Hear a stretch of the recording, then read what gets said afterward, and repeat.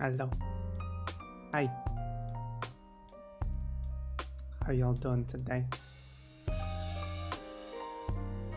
Hopefully the week started okay.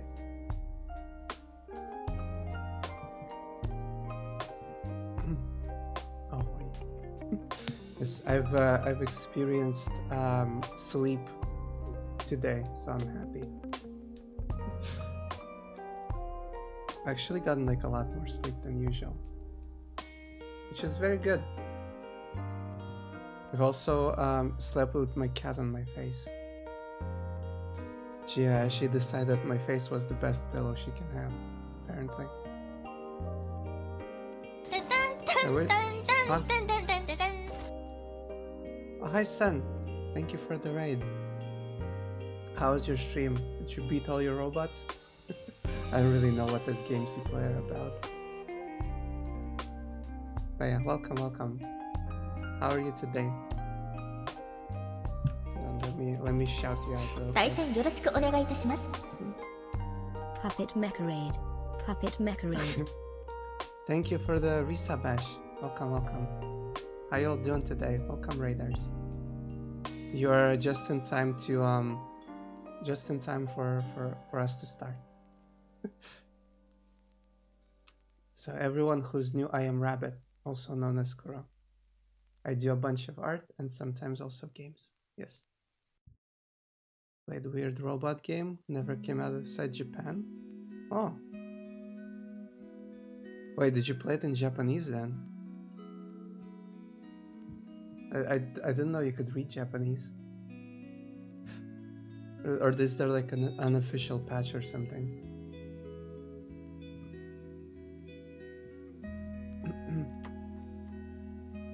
He did? Oh, I actually played in Japanese. Wow. Was it hard to play? Because this is Japanese. I remember I tried like to play a lot of games like that were like in Japanese, and it was really hard to figure out things. I played the Black Rock Shooter PSP game like fully in Japanese. That was really hard. But I still beat the whole game, still could figure out what to do. Might have been in English. Wait, why is the game in English when it wasn't released outside Japan? Why is that a thing? How you do that? I'm sure there's like patches for games and stuff.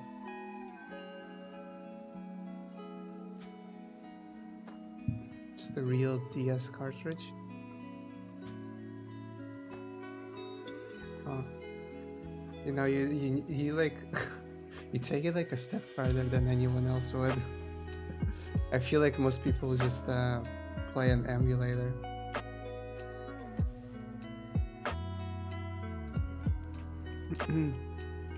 But hey, like if you're into mecha stuff, I guess Japanese games are the only ones you're gonna find. Thank you for that. I don't think I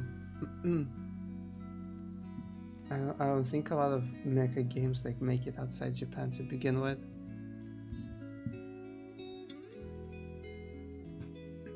Being a mecha fan is hard. Not having games.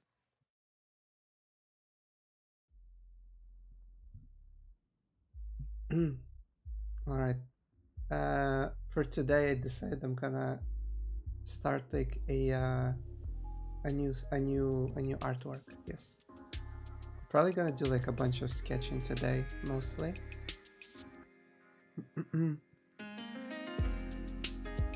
Cause like because I haven't really figured out what I want to do with it yet.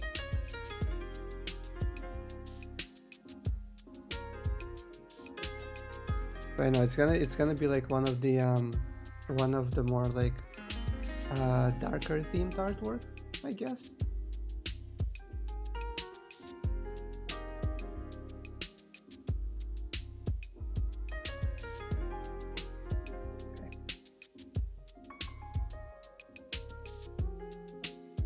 There isn't a lot of new good mecha stuff. I mean, mecha is a niche, so I'm not surprised why there isn't.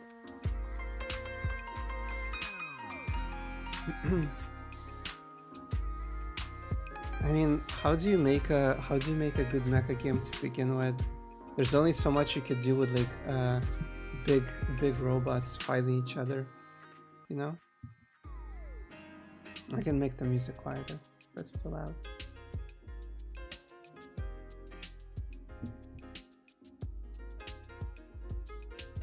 But I'm gonna like re-sketch this thing a bunch of times today.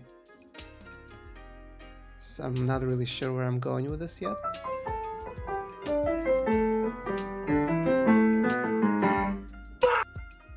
Okay. Thank you for the meme, Kala.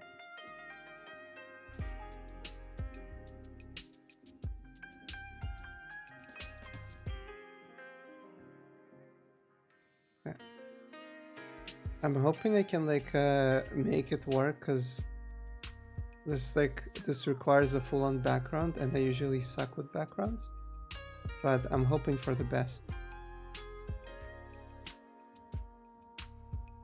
It's like for that reason I made the background really close to the character, so I have to draw less of it. Like the the more background I have to draw, the worse the thing gets usually.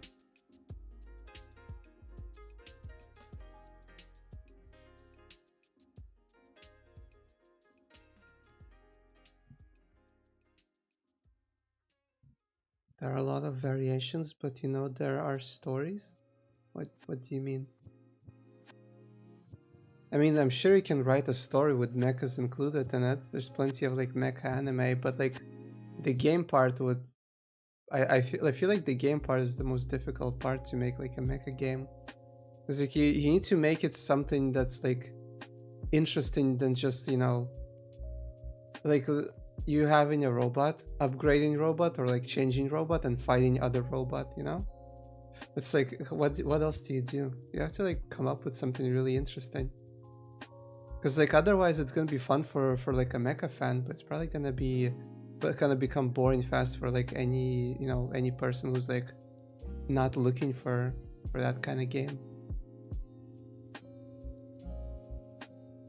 I guess it's I guess that's why there are not a lot of mecha games, because like niche and like sales don't mix well, you know.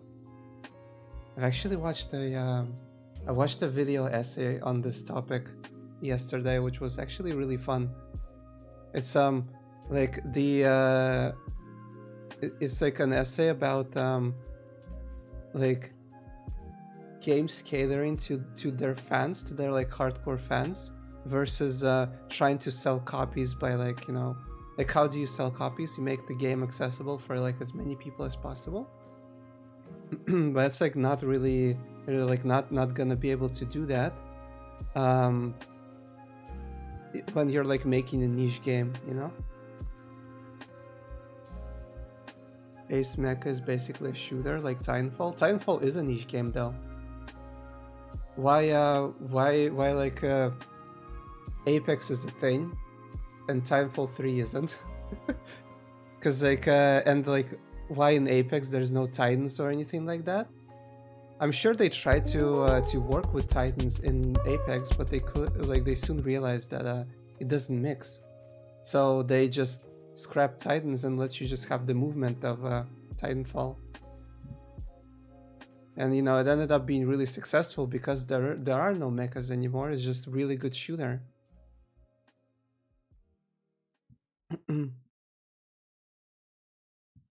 If Apex had Titanfall 2 movement, I'd play Apex. I mean, it's close enough. It's the closest thing you'll get to a Titanfall game, right? Like that's the closest thing you can get to a new Titanfall, I think. They did make Titanfall 2? Yeah, they did. But like the first one did not sell, you know, a lot of like, you know, it was the same with like what's the game? Deus Ex. Like everyone loves Deus Ex who like played it and who like talks about it. Everyone loves the game, and yet it really didn't sell well at all. Like neither the first one or the second one were like big successes like they were hoped for. So like the second one just ended on a, you know, half the story, and there was like no third one. I'm talking about the new ones, by the way, not the really old ones. You know, same with Titanfall. Everyone who played Titanfall loves it, but it like never sold so well to keep it like a franchise, you know? Yeah. Square Enix destroyed that franchise? I guess it's kind of true. I don't know, like we don't know who made the decisions for what Deus Ex was. And like the essay I watched actually featured Deus Ex as well. And they talked about how the second part, like, you know, the first one was great. Like, you know, everyone who played it thought it was awesome. But again, it didn't sell like as much as, you know, they wanted a AAA title to sell. So they tried to make it more appealing to like everyone instead of like this niche like kind of like RPG sim kind of game, right? And because of that, it sold like even worse than the first part. because it like people who wanted more Deus Ex didn't get like what they wanted because it was more action, like a bit more linear, a bit more action than the first one. And those who wanted just an action, like a basically like a Fast and Furious type, of game where you just like go brrrt and like have cool set pieces. Like it didn't receive like as amazing of a game as like the trailers showed off. But like, did you guys know that a new studio, well, not studio, like a new publisher bought the whole like Square Enix's Western developers? Like all of their studios that were like Western got bought out by another company. So including all of the property they own. So like Deus Ex and like what was their Square Enix's other Tomb Raider as well. They like it got bought out, so you can expect like a new Deus Ex maybe, or a new Tomb Raider. Because they bought the entire thing alongside with the like studios. They bought the rights to the franchises as well. So yeah.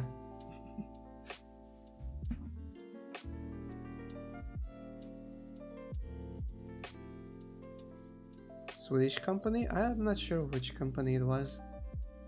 It also was really cheap, like surprisingly cheap for like 3 studios that made AAA games before. It was really, really cheap.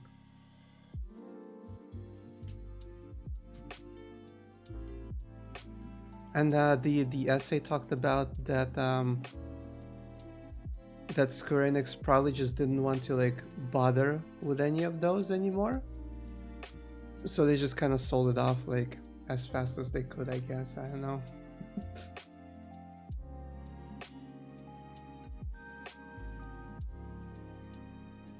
Square Enix tried to fund NFTs, really? Huh.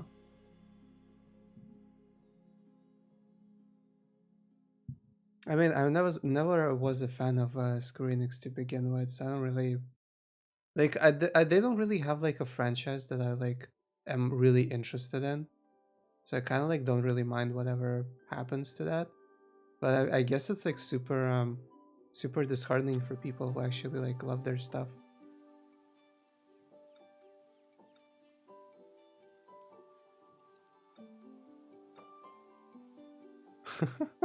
They invested in NFTs, huh? Sag.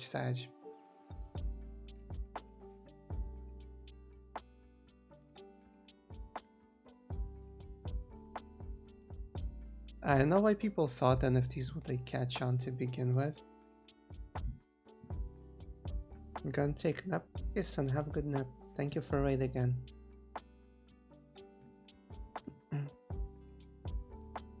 I don't know why people thought NFTs would like catch on, because like internet loves one thing above everything else, and that is like their freedom and like not being tied to like companies or like any corporation. And like NFT is just like I don't feel like stuff like that fits into the free spirit of the internet, This probably was the worst. I don't know. I don't know why people thought it would be like catching on.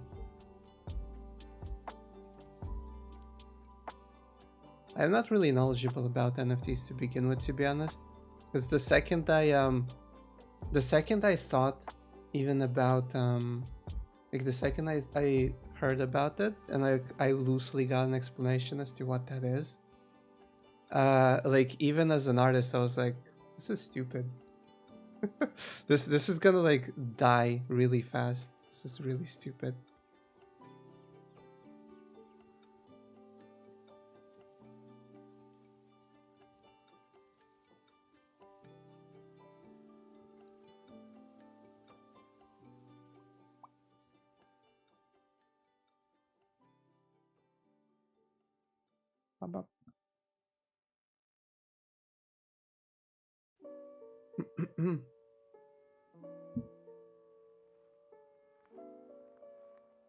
Watching people mold when you downloaded a JPEG copy of their stupid monkey. I mean, I don't know how people thought like that like an image would be able would be protected on the internet.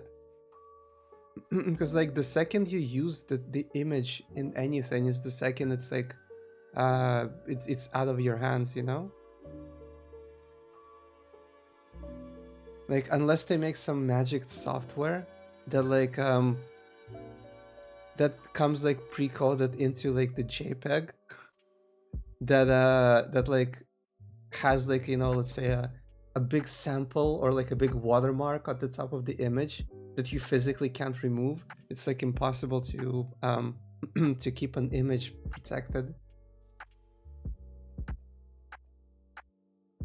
It's like unless you like hard code a new like format that somehow resists being a screenshot or like edited, it's like physically impossible to protect an image.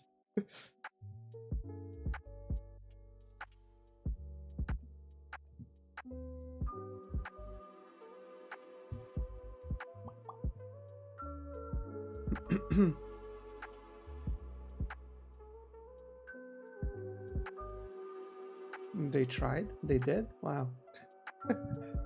You know, I have not followed anything about NFTs ever since I heard about them. So, because I genuinely did not care whatsoever. If anyone was gonna try to make me pay for an image of a monkey, I would just pirate it.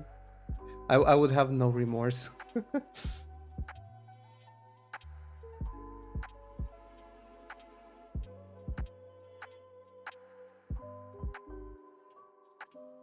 You know, the only good thing about it is that some artists got paid more money than they would have otherwise. It's about the only good thing about them. And I'm happy for that, you know? Someone out there got paid money.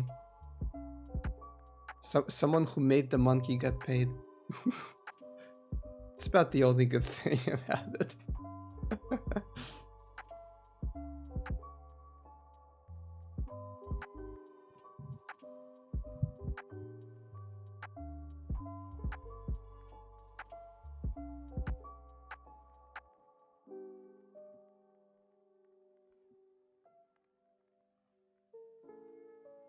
But you know what?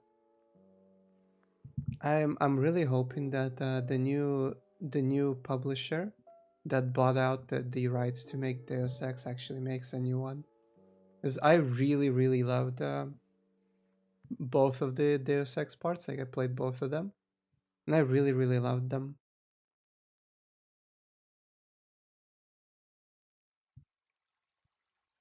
I'm hoping they will make a new game, and I'm hoping that they will like not try to cater to like as many people as possible to like sell the game, and just make kind of make a more just immersive sim game instead of like trying to make a game that would sell to more people.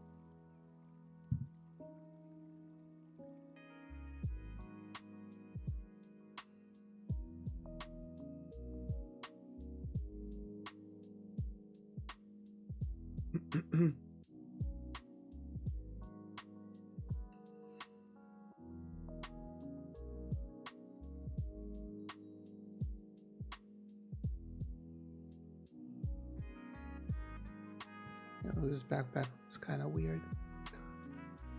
I'm like just brainstorming while I do the whole artwork. So maybe we'll like redraw it some other time. Why are we like hardcore discussing NFTs? Since when have I become a whatchamacallit, a finance channel? Let's say you have a notebook, I sell you that wait, what?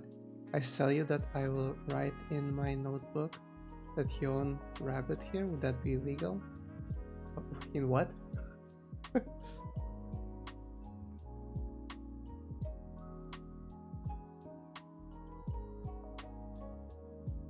MFTs are poop. Just move on from them. Mayonnaise! Wow! Exactly. Thank you, Kala. Think about mayonnaise instead. Isn't mayonnaise cool? I fucking love mayonnaise.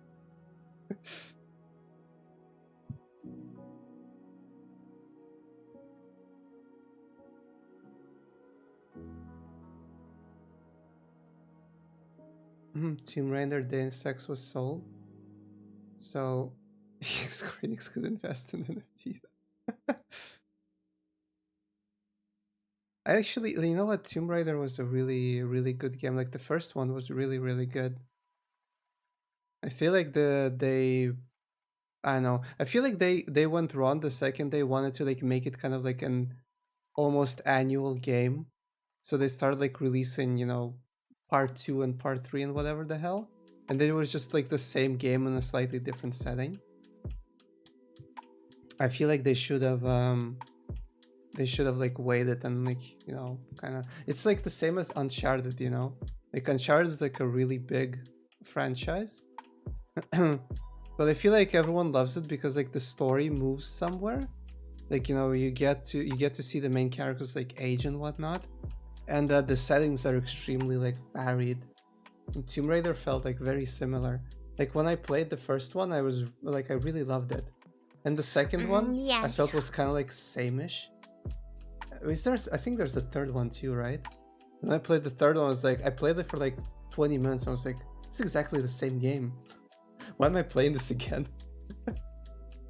Mystic Plays, thank you for the follow. Welcome. How are you doing today? New Tomb Raider games were excellent. I think they were really good. Yeah, I really thought they were really good. Like, I think the first one was the best. But like, I think if the first one came out with like the features of the the other ones, it would be just a really, really good game. Because like the only thing the other ones like added were just like new features with like mechanics and whatnot. Goodbye, I guess. Thank you for stopping by.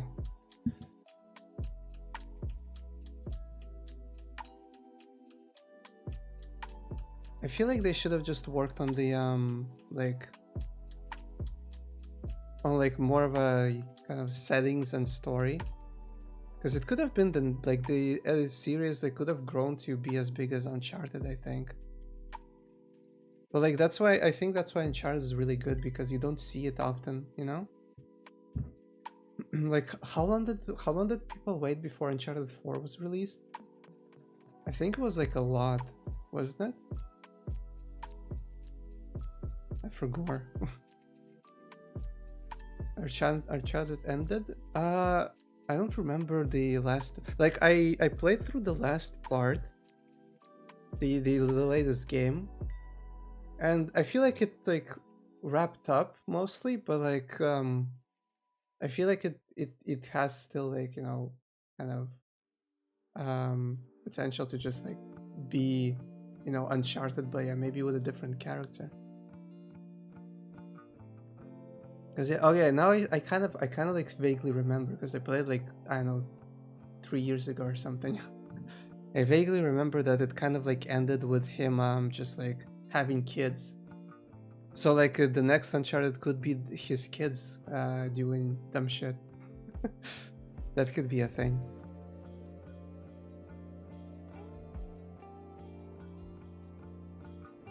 Would I want a sequel or a reboot? What, for Tomb Raider? I mean, I don't mind either way. I wouldn't actually want a reboot, I don't think. I'm fine with like a reboot as long as it's not gonna go into like backstory again. That's what I would be okay with. It's like, how many times do I need to see Lara Croft's dad freaking mysteriously die, and then her going on a self-destructive journey to find out what happened to him? And then getting caught up in something, and the game teaching her that you shouldn't you shouldn't go on like a self-destructive journey, because that was basically the the message from the first game. I don't want to see that again. It's like the same as seeing Batman's parents get killed, you know? I've seen it enough. I don't want to see them anymore. Stop shooting Batman's parents, please.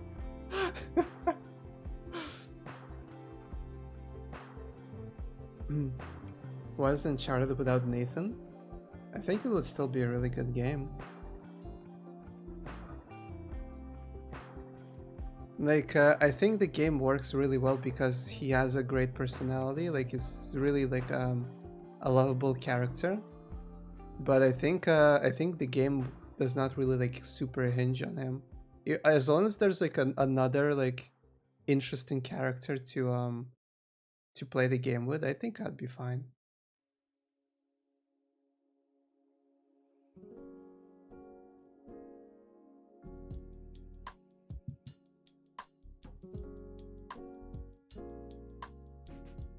Though then again, it will probably suffer a lot if like, because the character is different. There was a game, wasn't it, like after Uncharted 4, there was a game without him. I forgot what it was called. I never played it. But there was like a game without Nathan in it. I really forgot what it was called or like who the characters were in it. So I never got to play it. It was a spin-off, yeah.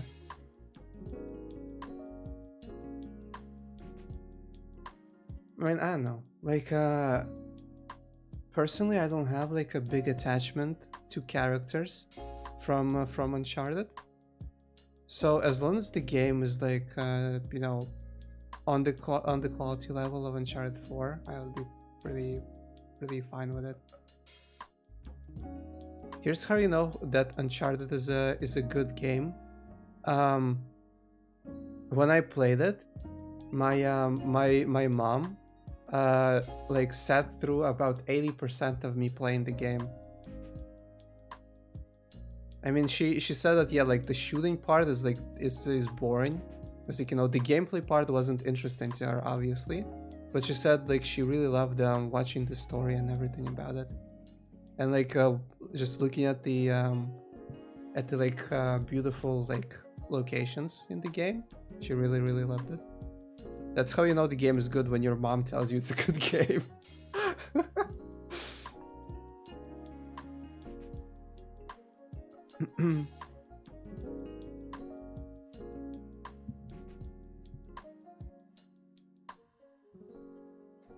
That's why they thought making a movie was a good idea, and the movie was pretty crap.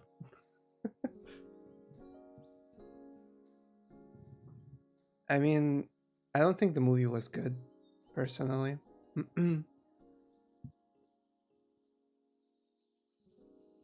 I can link you a video, and it highlights most of the problems that I thought the movie had. Not watched it in Ghana, probably for the best. I mean, it's just I don't know. It's pretty like, you know, it's kind of cause like it's well, actually, you know what? I'm just gonna find this video and link it to you, or we can actually watch the video together.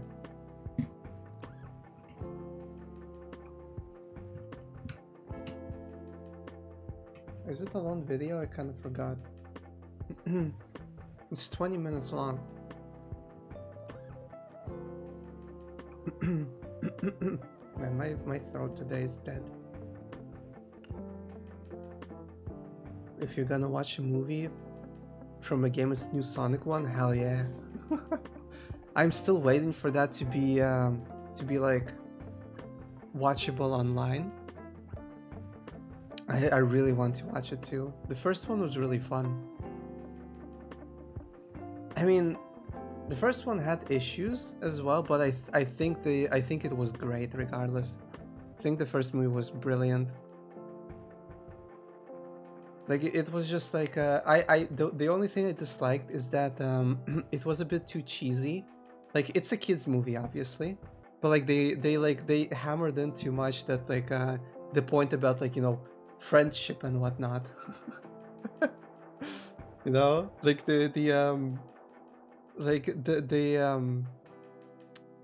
when Sonic has that, like the very last fight, he's like, "These are my friends" and shit. I was like, "Oh man, come on, man, stop."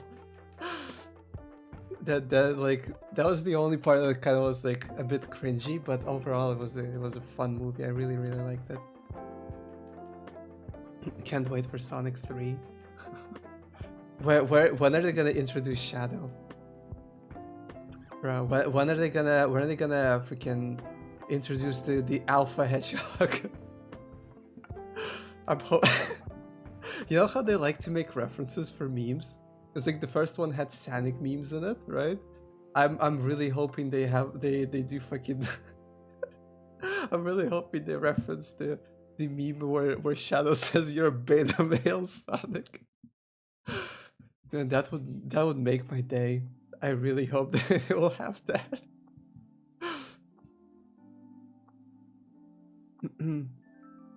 Big part of Sonic 1 was about how lonely he was. It was a really good I think it was just a really well structured story.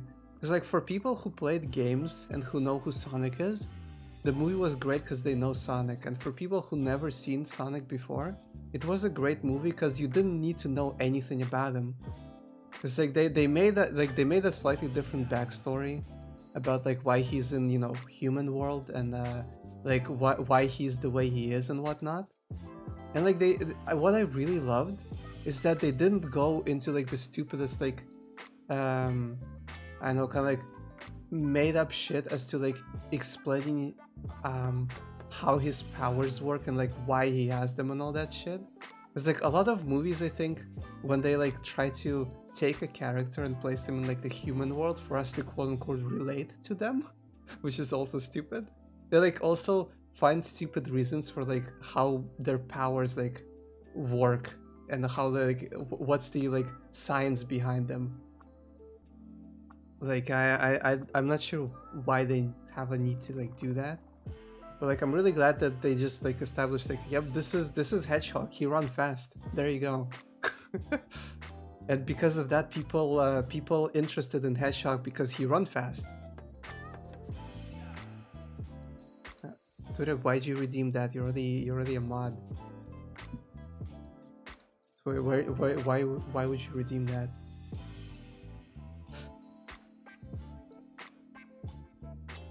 Give VIP to Soren? Okay, fair enough. I can do that.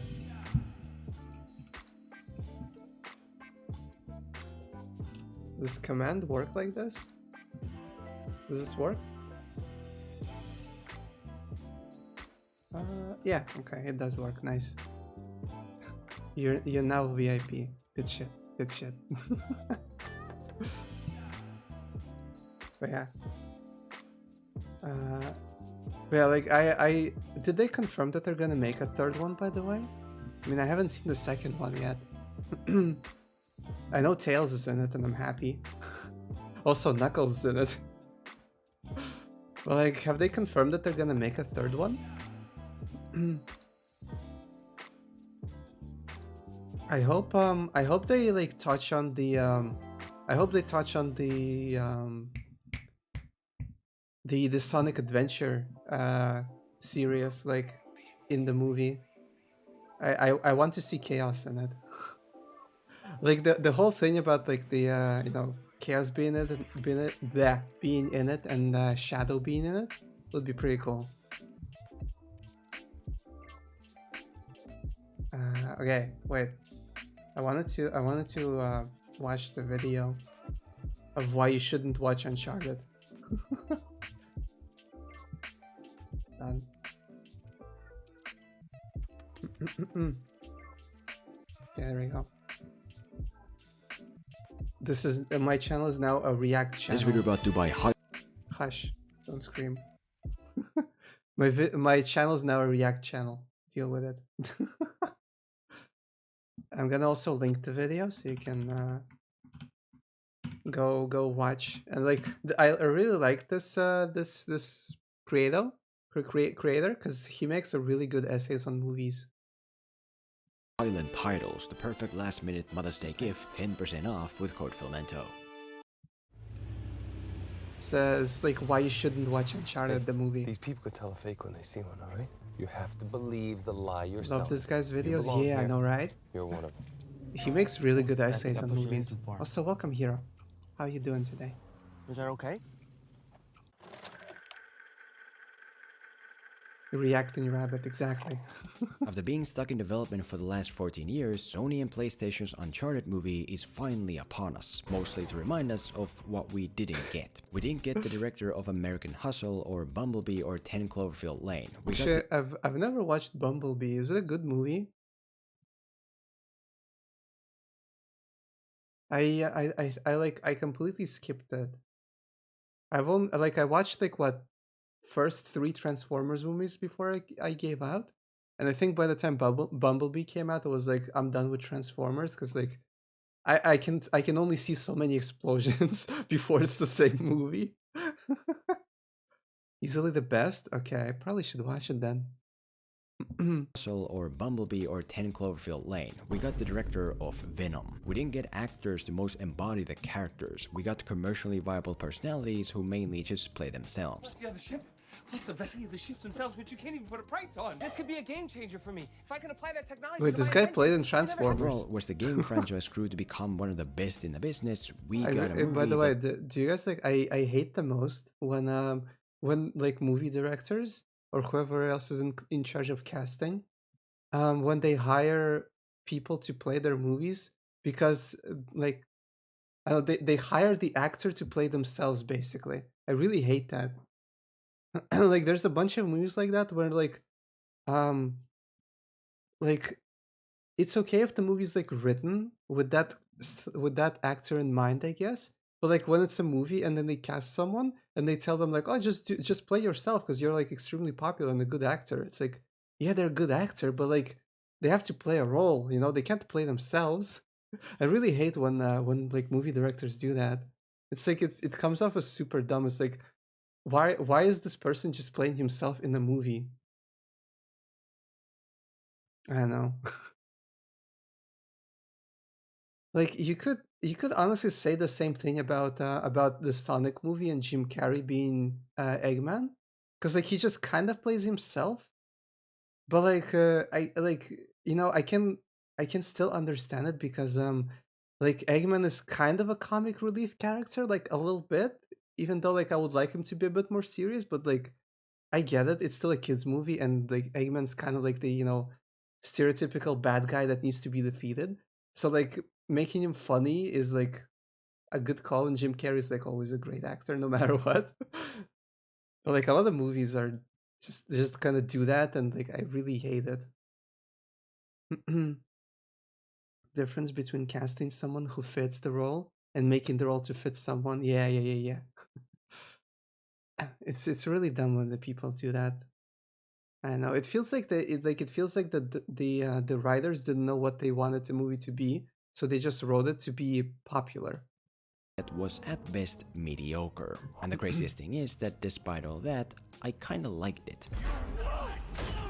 And the reason I'm telling you that is because it reaffirms Uncharted as a video game movie. See, the Uncharted games were a big part of my childhood, especially the second one, meaning that it was very untraditionally easy for the movie to entertain me. All it had to give me was characters I remember. All it had to show me was sequences I recognize. I mean, all it needed to do to get me hyped was play a few familiar notes of music.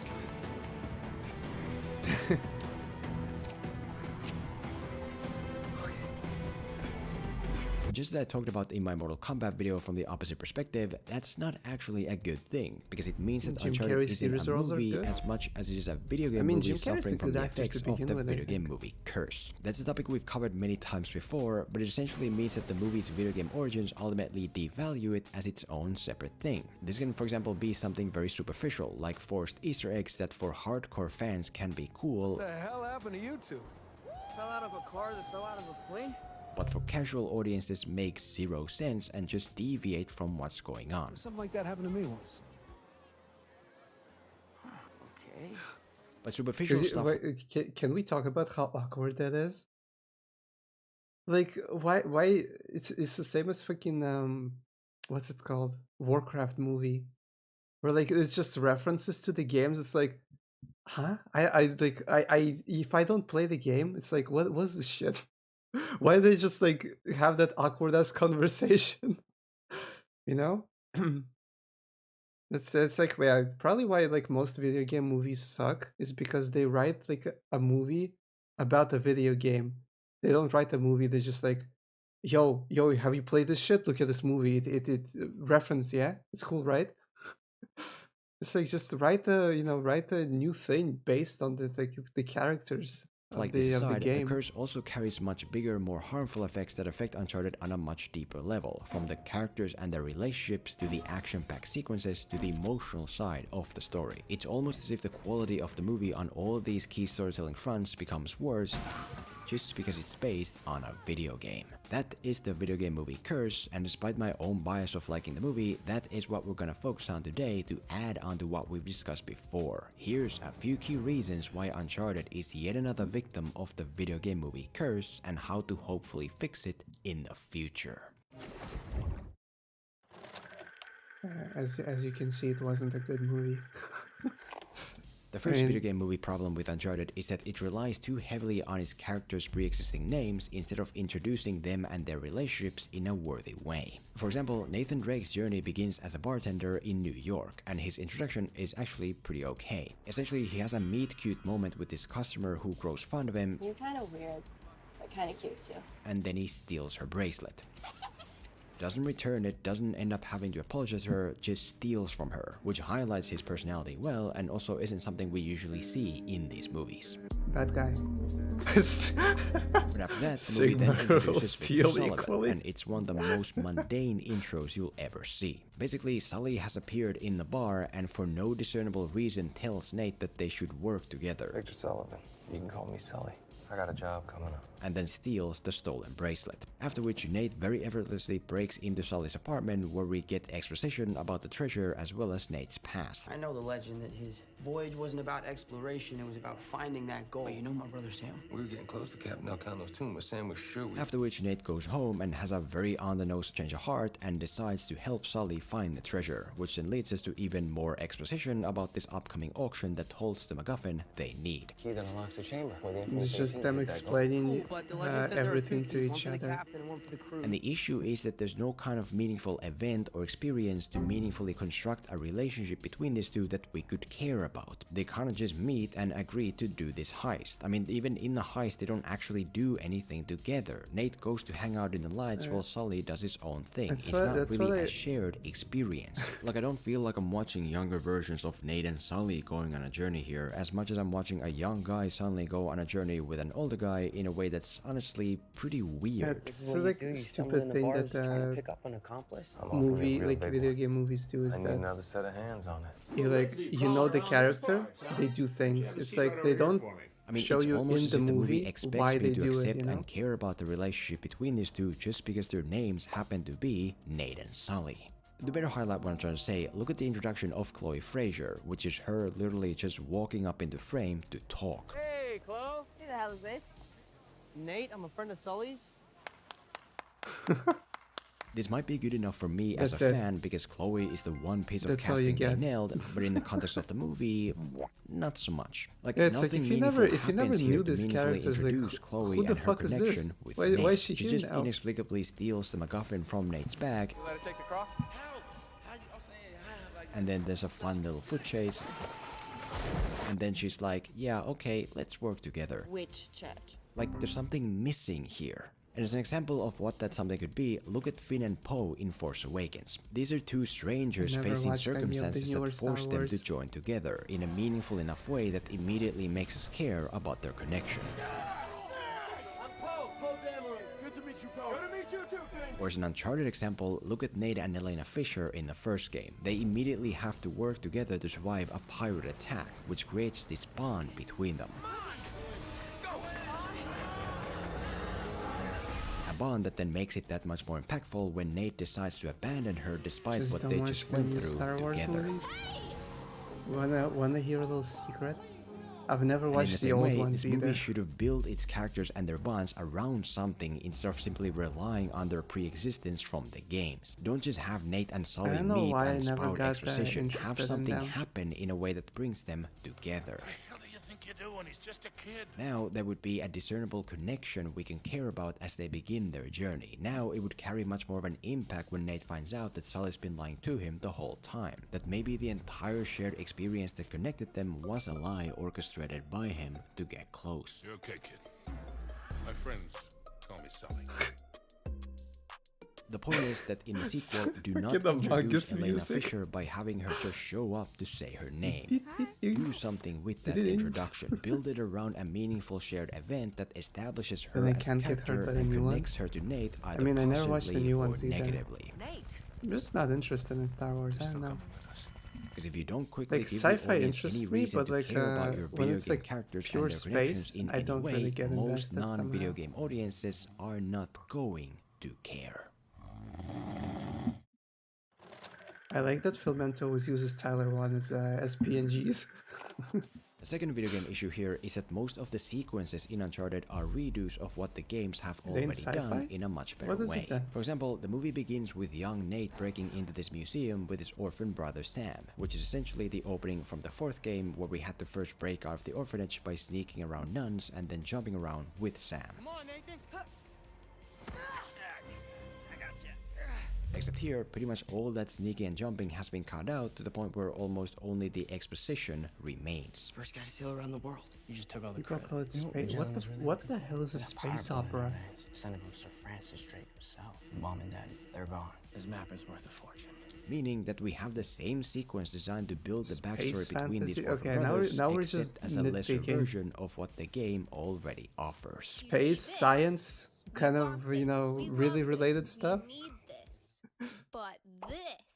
Yeah, we don't need this. And in the What first the heck is a two-thirds of the space movie, opera? this is usually the case. Is that a There's movie an genre I ocean never heist knew sequence where about? Nate and Sully have to steal this MacGuffin cross needed to find the treasure, which is also taken straight from the fourth game. Except that in the fourth game, the heist actually involved real challenging work, like infiltration and pickpocketing and cooperation and battling the main henchmen and avoiding detection, and we even had to fight our way out at the end.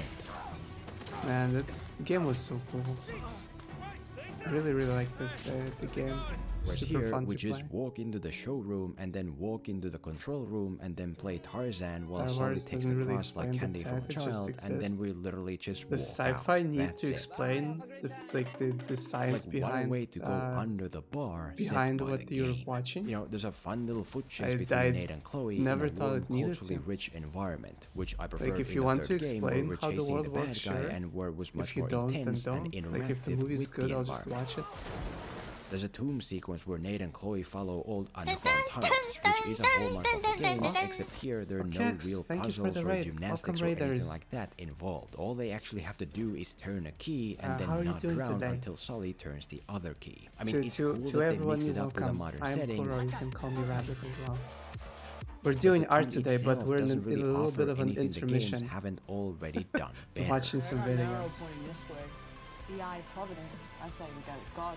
But there's literally an arrow that points this way. I'm a Which bit is very talking over visually it, but cool you and know. exciting, but not necessarily as much as a whole little as in the Nightbird, third game, thank where you we for the also had to follow. fight our way onto Welcome, the how are you plane doing and today? put up much more of a fight to stay on the plane, and where surviving the fall was only the beginning of our problems. Here, we're kinda just on the plane, and we're kinda just on the crates, and then we're kinda just falling, and then we're kinda just at this holiday resort. Hello.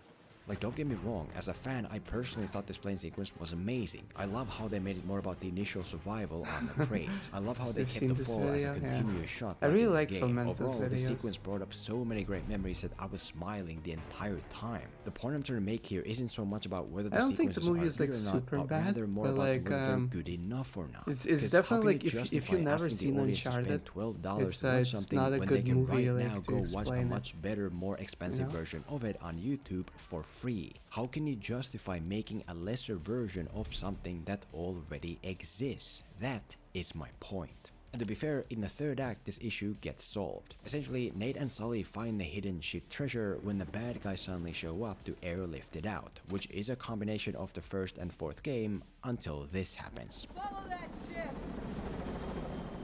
Right, so now we finally get Uncharted in a way we haven't done before. Nate and Sully fighting mercenaries That's on what a I ship while the would ship have is loved to flying see in a way about that this keeps movie. messing with gravity. It's just That's like Uncharted, but different enough to be new. just Sully make climbing a into the other helicopter movie to fly them about around until at the you end know, he treasure sacrifices hunter the gold to save with Nate. the characters That's from the Uncharted, game. but different enough to be new. And The like, sequence you know, as you a don't have to whole is copy the Uncharted games. Like, that you know, can maybe only make a see action in scene the similar. theater. So like, As in, not a just video make game your own movie story, you that's know. less than the game, but a movie based on a video game. And that's what the sequel and all video game movies should strive to be. Don't try to repeat the sequences the games have already done, because odds are you won't be That's able to probably live up why to them or justify why your the movie's Sonic movie was existence. actually Instead, really good. identify the Because signature they elements that didn't make bother the games making what like they are, and same then do stories as the something video games different had. with They them. just made a, you know, a story about a fucking hedgehog.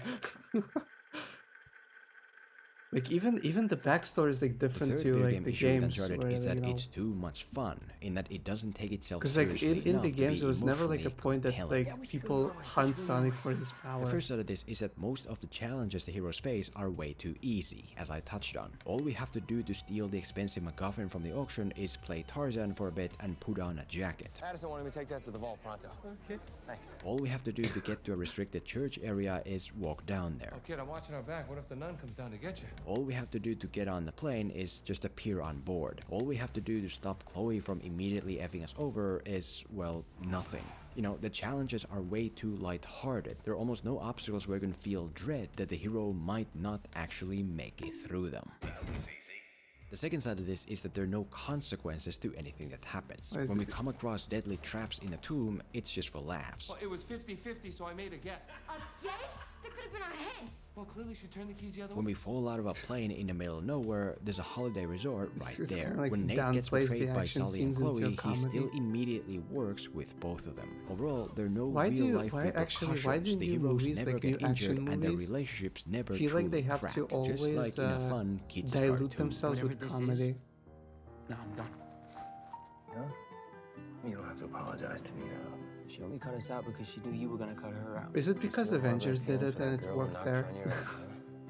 But I the feel like third it's and because most important Avengers side of did this it. is that the movie in general avoids negative emotion. For example, the reason Nate goes after the treasure is because apparently Sully lost Sam while looking for it, and so finding it might lead them to him. I think if we find that gold, there's a real good chance we find him too. Emphasis on the might, because there's no actual evidence of that. Plus, Sam's disappearance doesn't seem to carry much of an impact on Nate's life anyway. The movie does propose that the treasure is important for Nate due to his Avengers. childhood, Look, I've been dreaming about this since I was a kid. but not really, because they cut out all I mean, the core I elements feel of like the it's game kinda that true, made no? that story emotional. That journal.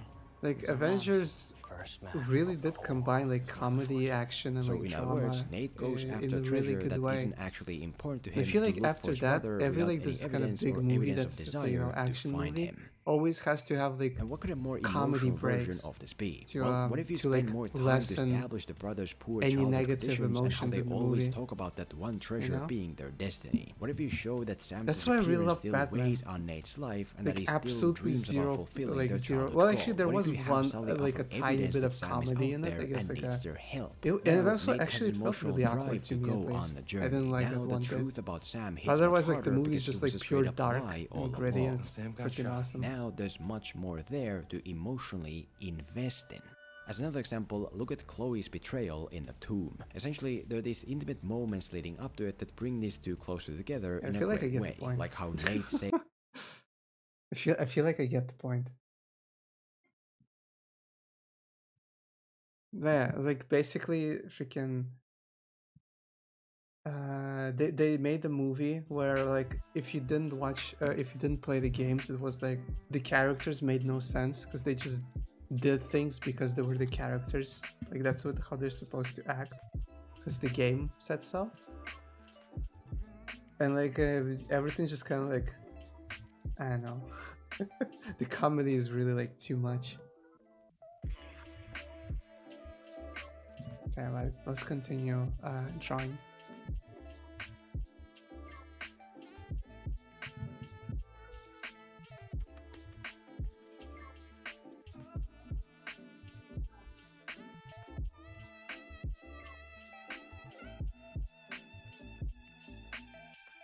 I guess the next movie I should watch is Bumblebee, since people seem to think it's good. I've never seen it before. Still need to watch Sonic 2 as well.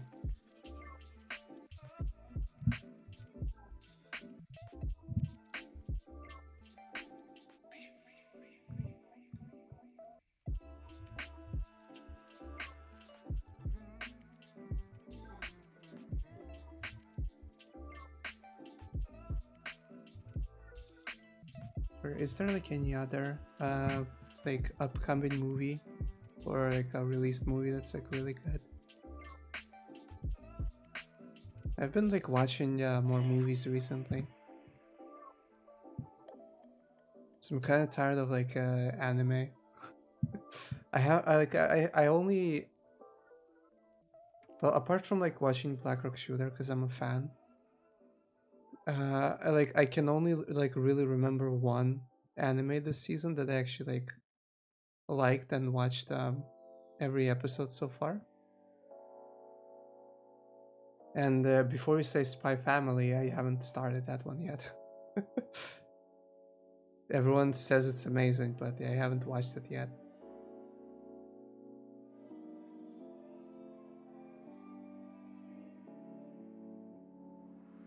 And the anime that I've been watching and I actually like low-key really like is this freaking isekai trash, right? And like I skip like most of the action scenes because like it's pretty trash. But like the reason I'm watching it is because I fucking love the main character. Because for once they make an isekai character that's like functions like a normal human being. Well, apart from Jobless Reincarnation, who's which is obviously the best isekai ever made. But this man's is like petty as fuck. He's like also a douchebag, and I freaking love him.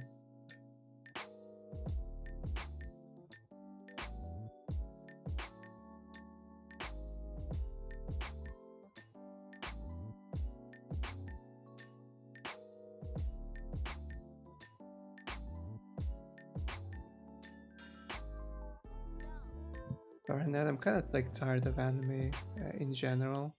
So everything just feels the same at this point.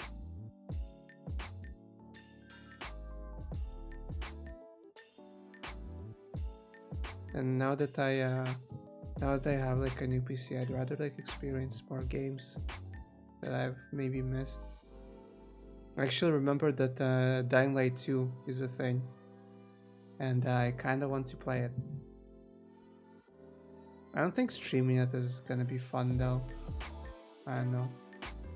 I don't think I want to stream it. I just gonna like enjoy it in my own time whenever I decide to buy it.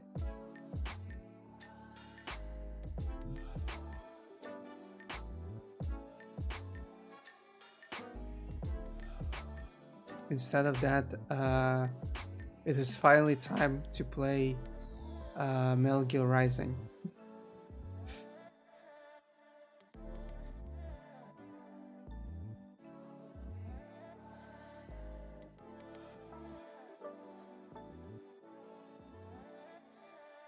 Metal Gear Rising is objectively the best meme in existence, so I'm gonna enjoy that.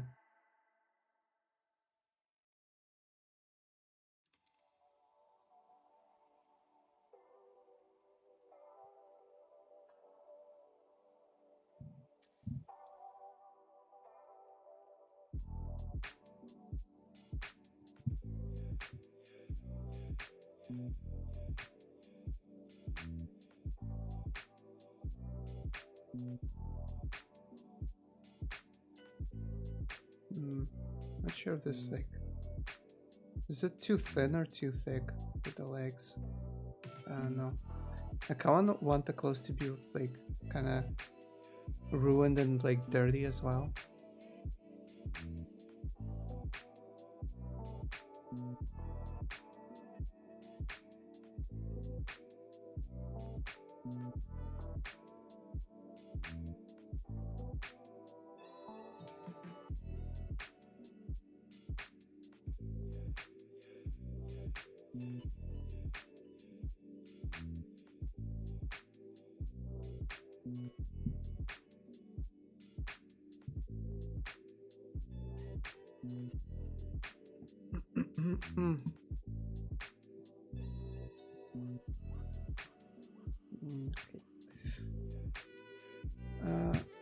And like I've spent so much time like making clothes for my drawings that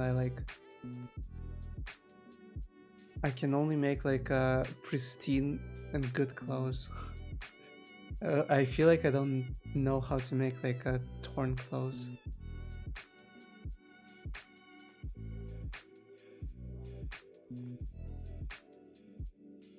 Maybe they don't need to be super torn though.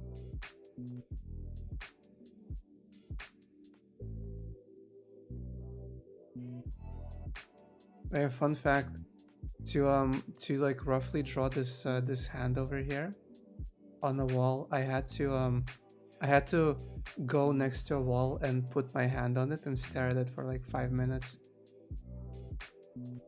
It's extremely like weird to draw a hand in like this this kind of direction, because it's like it's inverted and like placed on a wall at a really weird angle. And I'm pretty sure like it will be like a bit uncanny no matter what.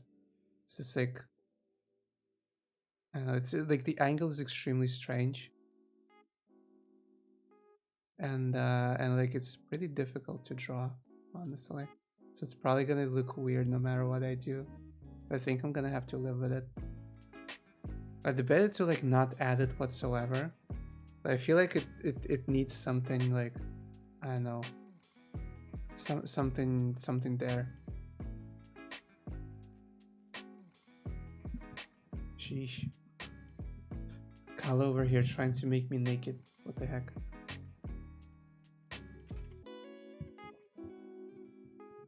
Reference time. It's really hard to find reference for a hand in this kind of angle. I might actually like do a different one. Honestly, like to put like here. It probably will be much easier. Like the thumb would be around here. Like the arm is kind of just like touching the wall.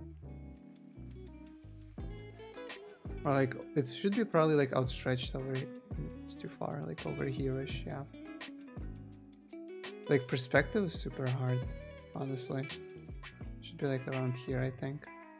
It should be like smaller than the other arm would be too. Perspective hard.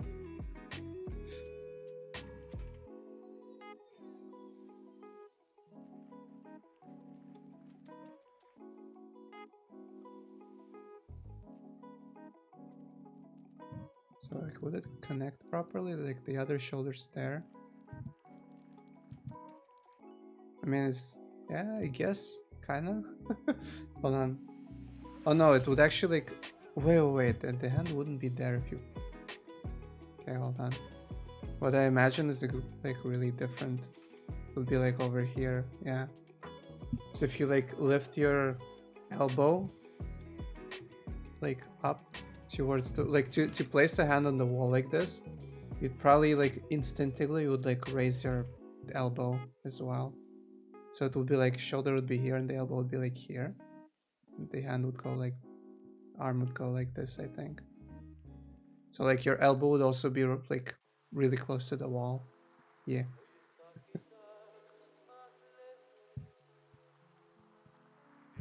Thank you for water and stretch. I have exchanged my usual green tea for what the heck is this tea even with? Hold on. It's peach and what's this flower? Do you pronounce, how do you pronounce it? Like hibiscus? I think that's how you pronounce it. Yes. Technically it's like black tea, I guess. Also stretch. Yeah. The heck is this song?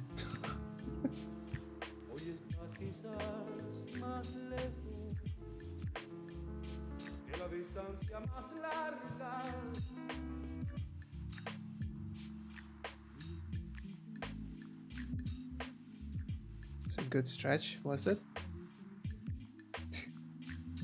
Don't put horny on my stretches, man.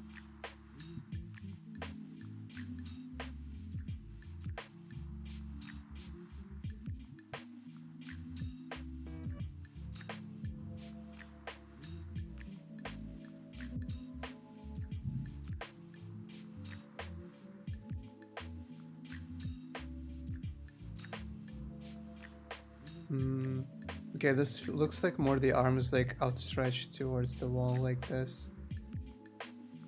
Should be bigger, I think.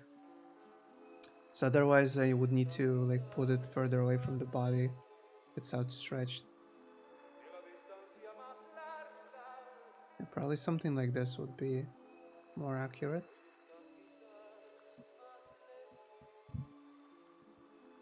Perspective do be tough. It would be really cool if I had like someone to model for me, so I can just like take a photo and I don't have to worry about like perspective. I can just have like a real life reference as to like what it would actually look like.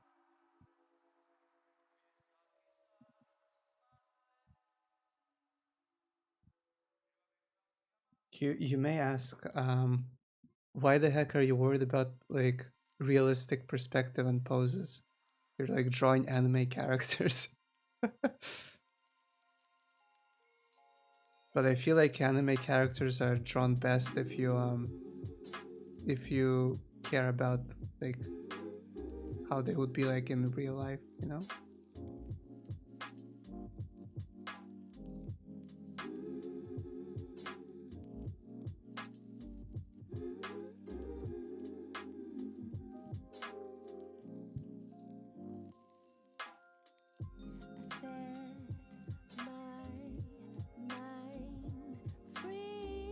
Okay, so we make the hand go like this. Listen to the melodies of the birds and trees. Slow down my thoughts.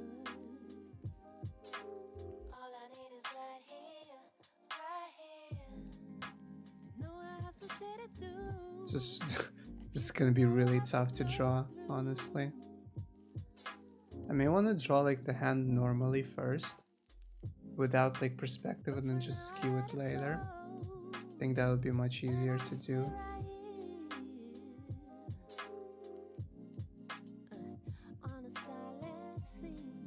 Let's just draw a normal looking hand.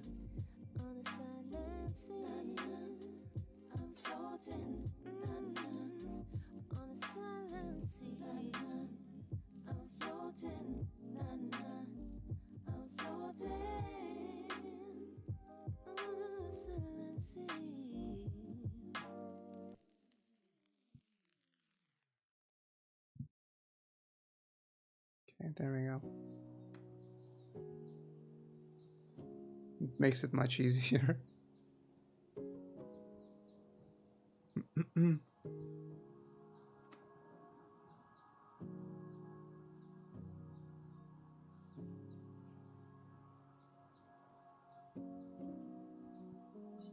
Wait, what? You even freaking clipped it? Are you telling me I'm supposed to like put this on TikTok or something?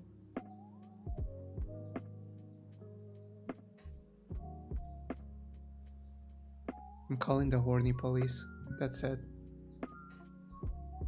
You're going to jail.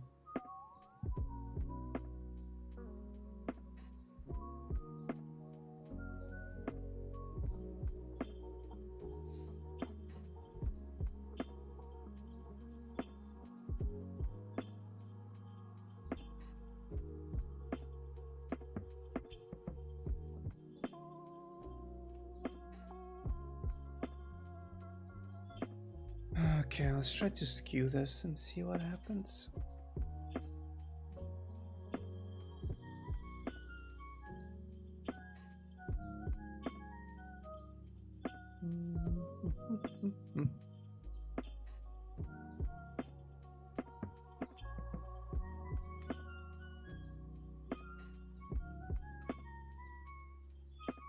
It looks really two-dimensional, doesn't it?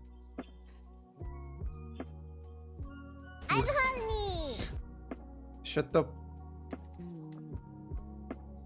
It looks really two-dimensional, but like this is roughly the like how it should be. So I'm gonna like re-sketch it.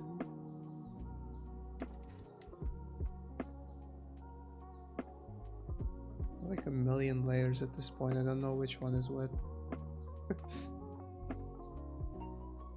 But this is like one of the only times where you get to see me like sketch like much earlier versions, because usually I start streams when I'm like already like mostly finished with the sketch, so you can like proceed to the line art really fast. With this one I'm like gonna sketch far more. It's very not done.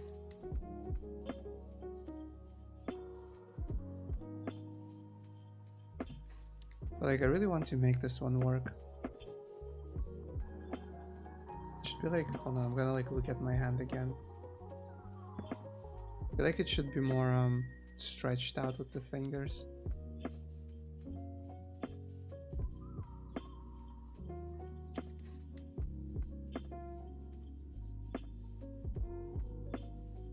It's like I want the fingers to like kind of be like dragging along the wall, so like the wall would kind of like make friction against them, so they would like be pushed like this way back, because like you're walking that way. Yes. It's the kind of in-depth shit that that you want to think if you want your artwork to like be really next level, you know?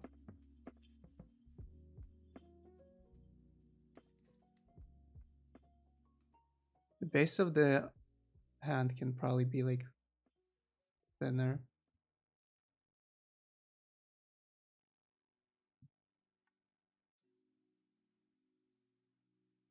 I think it can like start from here. Make it thinner.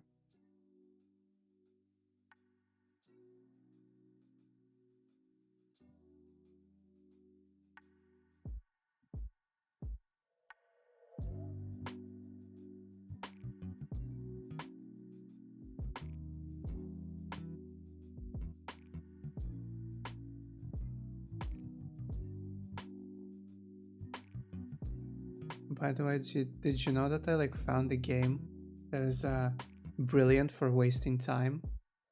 It's also like something you can put in background, like when you're just like chatting about. Have you by chance heard of this game called a retro wave? If not, I'm not surprised. It's a game that costs like $5. And all you do in this game is you just pick a car, pick a stage, and you drive forward. It's about it. Literally do nothing else but just drive forward. And like you kind of like dodge vehicles along the way and stuff.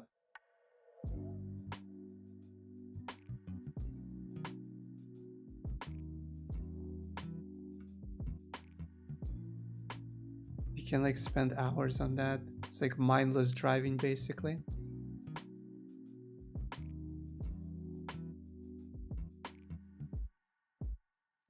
I would kind of find it cooler if the I guess there's like a DLC for it for that. I'm not sure about it. I would find it cooler if the background was like a bit less stylized and a bit more like you know, normal background. But yeah, I've seen like the DLC has like an actual like beach road kind of thing.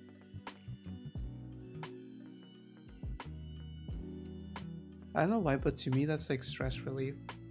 Probably that's why I spent like some time on Euro Truck Simulator, because like you just kind of empty brain and just drive, you know. I feel like if I had a car, that's what I would use it for. I would just like drive randomly somewhere just to like unwind.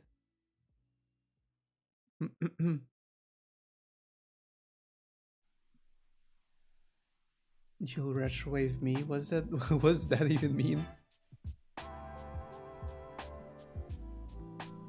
feel like the hand is like way too thick for the fingers. The fingers feel like too small for the whole hand. Yeah, the fingers feel way too small, I think. Be bigger. Yeah, it looks like more like the size of the hand.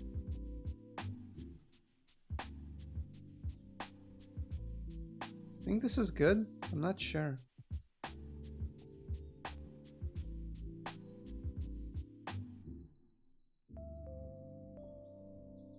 I think this is kind of good actually. Like this. I think this is okay.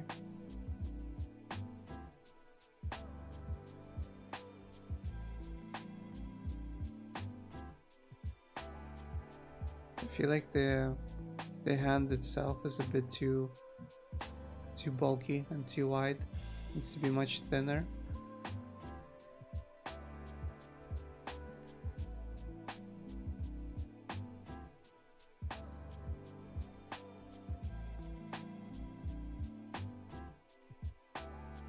How long is the thumb again? Okay, like around to here.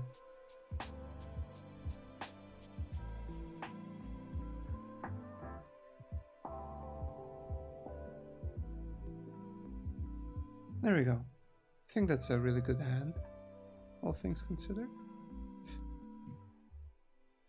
Nice country drive. So like the problem here is that like I live in the city, so like driving in the city is garbage, right? And like driving out to the country, there's like nothing for miles but like just kind of road, unless it's a, you know, if it's a highway it sucks, and if it's not a highway then like I don't even know where I'm going because it's all like forests everywhere. Some confusing body position, you think? I think it's like pretty self-explanatory. Like imagine the person like walking against the wall like this. The background is like the wall super close and you have your hand on the wall and you're like going that way. So like the friction of the wall is like pushing your hand and fingers like backwards. So like, you know, it like this goes to like here. It's like the elbow here. No, like this. Like the other elbow that you can't see is over there and like goes to here and then to there. Yeah.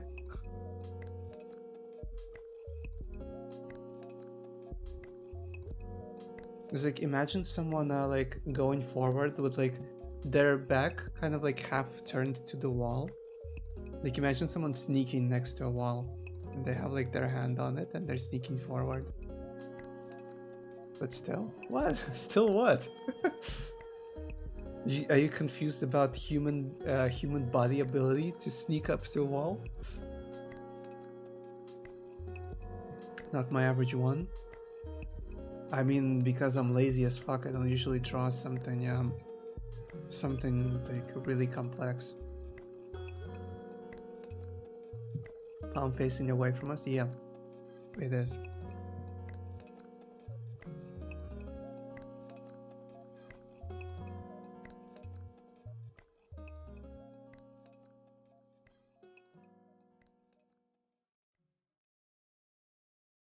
And this hand is like much closer.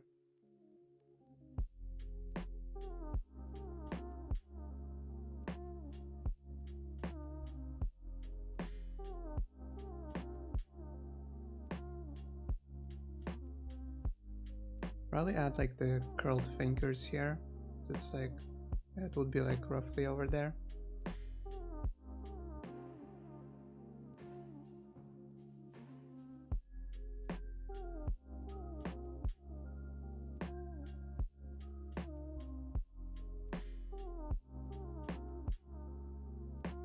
I think the pose turned out really well, honestly.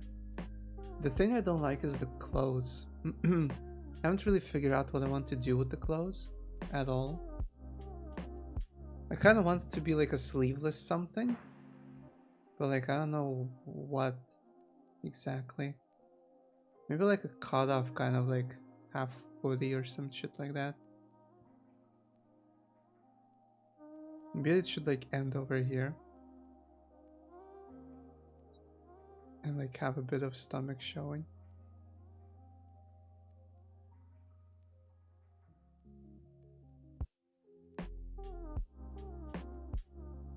Like that. So we get like the bone here and like stomach that way. Like that. Don't know what to do about the pants either. I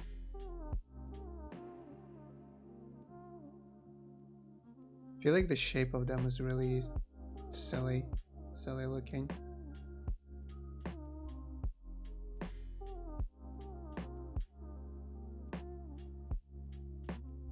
And let's finish sketching everything, and then I'm gonna like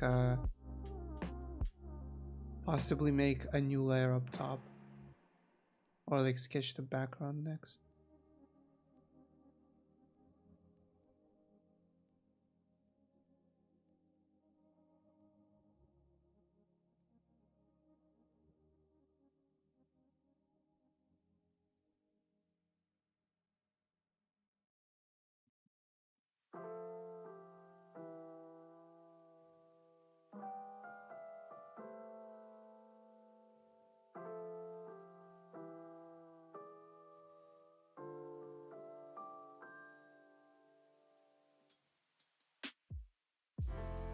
I'm hoping to like make a really dark atmosphere of this picture. Hopefully it will turn out well.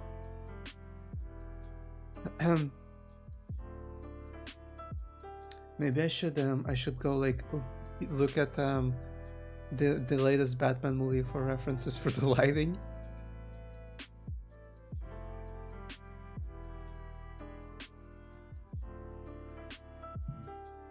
My first idea was to make everything like dark greenish and yellowish, I guess.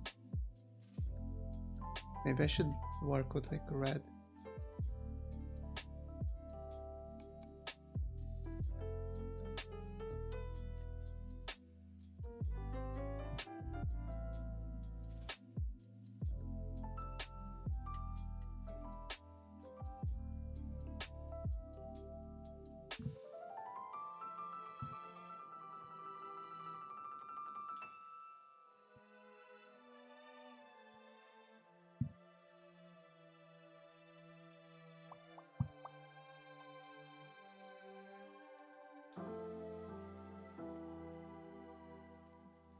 Having an art and writer's block?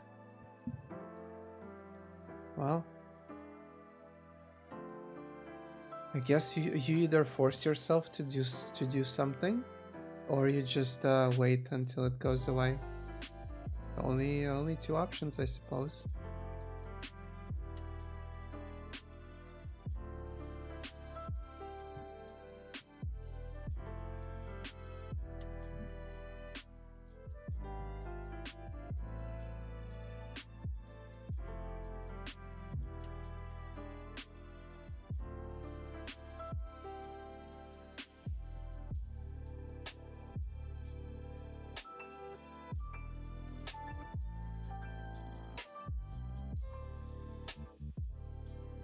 Yeah, it's pretty good.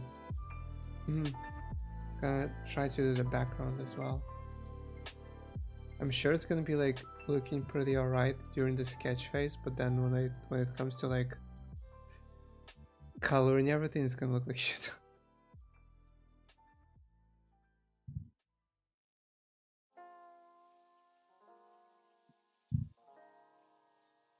I make like tiles. I make like dirty tiles.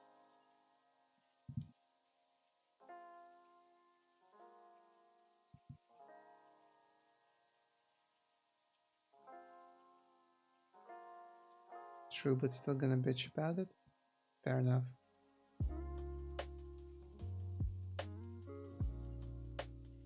The best coping mechanism, just bitch about it.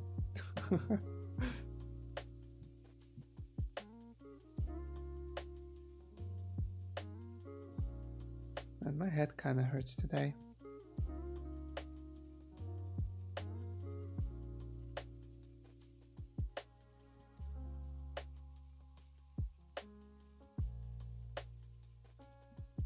Maybe because I was too stressed. Or like I'm so freaking unhappy. Well, it's not really that big of a deal, to be honest, but I could have had like a package I was waiting for, like today. But like sadly the delivery was when I was at work. And like, you know, the guy called me at work. I was like, will someone be here to pick it up? And I was like, oh man. I kind of knew they were gonna deliver this week. But like I kind of like didn't tell my mom to like stay home at the morning, because usually everything gets delivered like from 9 to like 11 or so. It's like the most common delivery times. And like she was out, and I was like, can you be home in like 5 minutes? She was like, no.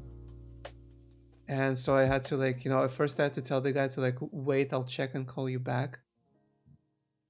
And I had to tell him like, sorry, can we do it like tomorrow?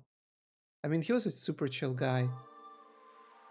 But like every time I have to like deal with stuff and like call people on the phone, I freaking get like cold sweat. It's so fucking weird. It's like, you know, like it's just like it's just talking on the phone. The second I start talking, it's like instantly like my back is like fully wet.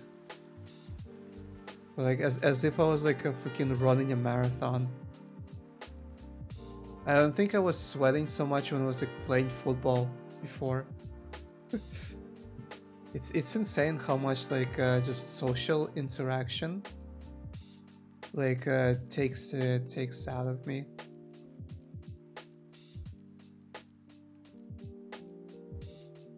True.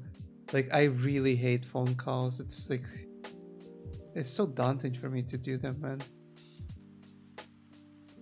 Like whenever I have to call someone, it's just even answering like calls from someone I don't know, it's really stressful. And like I didn't think much about it, right? I just kind of picked it up like almost instantly when I got the call. But still, like, you know, the second I hung up, I like realized that like I'm just entirely like covered in sweat.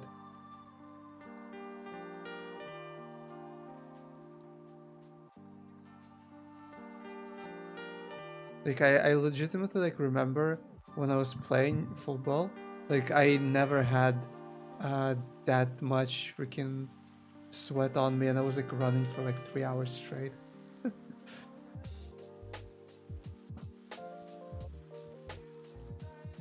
No, the guy was really nice. He like he asked if someone would be home right now, and then like he asked, okay, like what he asked? He asked like where I work, so he can maybe deliver it like at my work. But I said like, nah, I can't. Like in reality, like I could pick it up, but like I don't want to carry it, because you know I have to go to the bus to get back home. So like I didn't really want to carry it, for one, and the second, like this is kind of embarrassing, but I know what street the address is that I work at, but I have no clue what the fuck the house like number is. Like I told him the street where I work, but and then he was like, so what if I deliver it to your work at like 12 or so? And I was like, that could have been arranged, but I was like, shit, I don't know the fucking number. Fuck, what do I say? I can't tell him that I don't know the number. It's fucking embarrassing as hell. So I was like, no, I won't be able to pick it up. So can we like do it tomorrow morning? So I'll make sure that someone's home to pick it up. And he was like, sure, okay. Tomorrow morning it is like around 10 or so. And like, it's fine, I guess. Why would I know it? I mean, Kala, like, I'm pretty sure you most of the time people know where the fuck they work.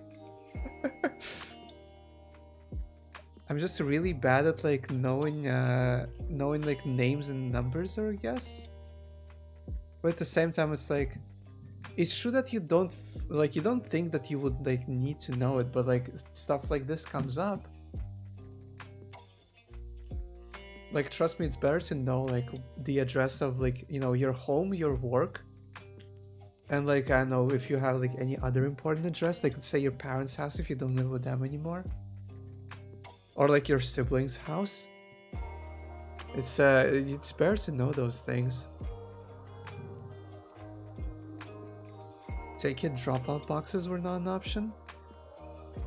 I would prefer that option, to be honest, but I don't think the I mean, I don't know, maybe they do. I don't think this specific company has drop-off boxes. And the other thing is that it may not like fit, cause like the thing I ordered, like it's 3 things in one package, right? And they're not big things, but like I presume they come in boxes of their own. So it's 3, like it's 2 bigger boxes. Let's say like what should I like compare it to?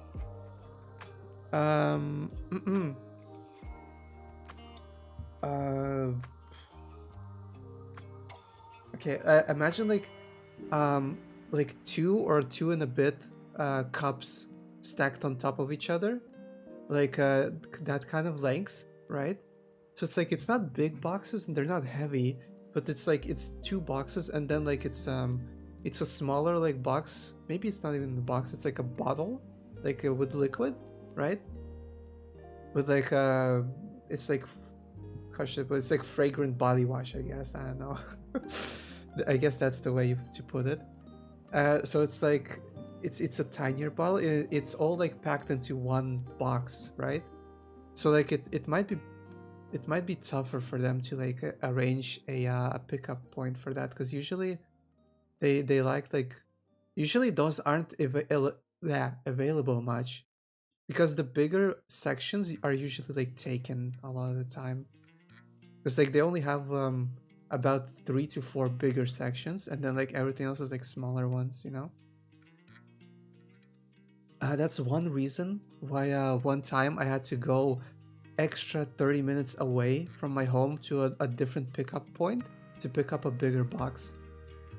Because like there's one literally 5 minutes away from my home, but like that's the thing, I suppose they couldn't fit it in there because they were like taken already. So I had to like go to a way further off one to pick it up.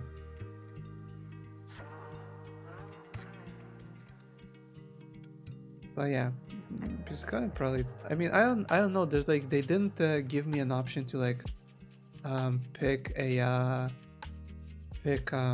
drop-off delivery kind of thing. And like the thing is that it's also priority mail. So they might like, when you pick priority, they might just like, you know, want to deliver it to your home. And the reason why I picked priority is because it was like, I paid it's like $230 for the like everything. So, and the delivery cost was like, you know, there's this, you know, delivery cost, and like the standard one was like, you know, this cost, and the priority was like €3 more expensive, but like saves you like around 3 days of delivery. And they like prioritize to get it to you as fast as they can. So I was like, you know what, like it's €3, why the fuck not?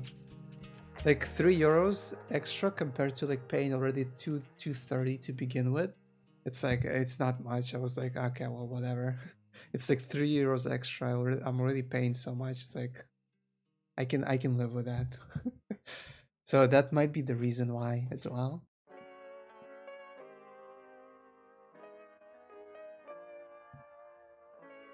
Is priority signature only? What is signature only? We have to sign off on it or something? I don't think it's that. I didn't have to like I mean, it depends on the company as well. There is a company here that that actually takes like pin codes. They deliver it to you, and then like they send you a text message with a pin code. So you just have to tell the delivery person the pin code, and they give it to you, right? But this one doesn't do that. This one just like delivers to the address, and they like, you know, they contact you with phone and whatnot. And then they just deliver to the address, and then they don't really care who picks it up, as long as someone's, you know, in that home and takes it. They're like, yeah, sure. Because they just phone you and ask like, is someone home to pick it up? Hey Yaki, what's up? How you doing today?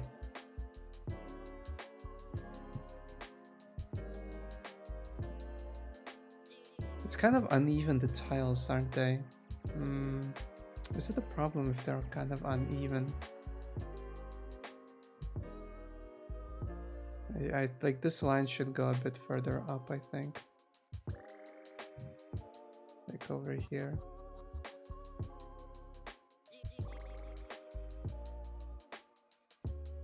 Exhausted from your moving thing? Yeah, they don't really take signatures here at all anymore. Because like they either have the pin codes, or they just like, you know, they have an address, they have your phone, they tell you like, yo, you know, we're gonna deliver, like pick up and whatnot and shit, all that.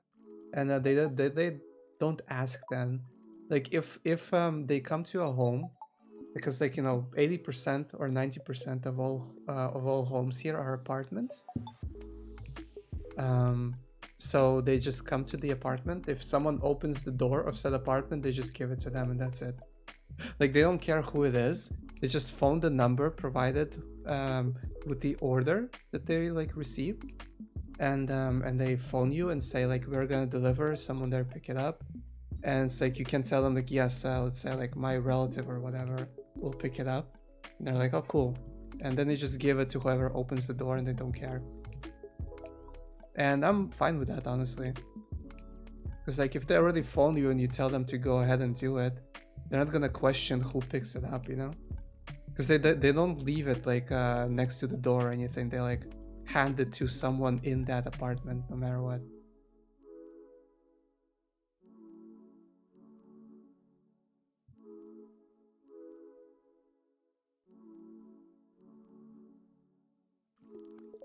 And like otherwise it's just pickup points where they just tell you the door number and the pin code, and you just enter that and there's your thing. Okay, I feel like I'm gonna put the light over here, like a light bulb kind of thing. I feel like it should be like shattered as well.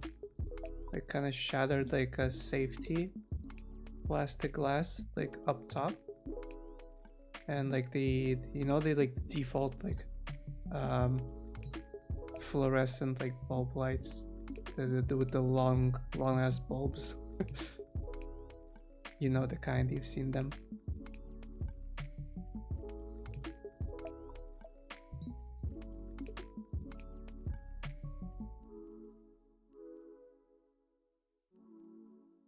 The thing is, how do I like make the tiles fit into it? Maybe the tiles should like just go over there and like behind it, because like it's kind of like hanging on the ceiling and like hanging down. It's not like in the ceiling, so the the tiles can just like go through this. It's like glass and shit. Yeah, like that.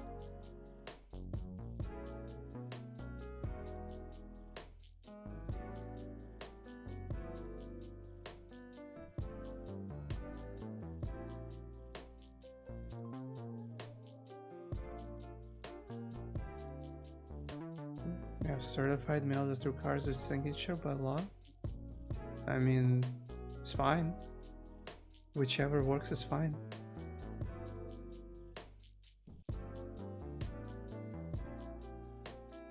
They used to do signatures here before.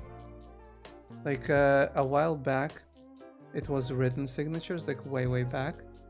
And then they started doing like electronic ones, where you know you put like they give you a little touch screen to write, and now they like don't do it. I mean, it all depends on the company, because there's a lot of third-party like delivery services, so every one of them has like a different kind of thing.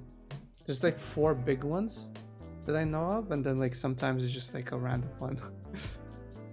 Usually it's like one of the 4.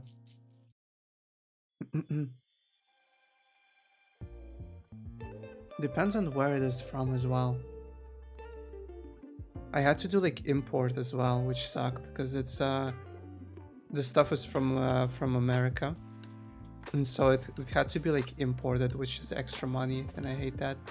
Everything that's like not from the same continent usually has the import thing.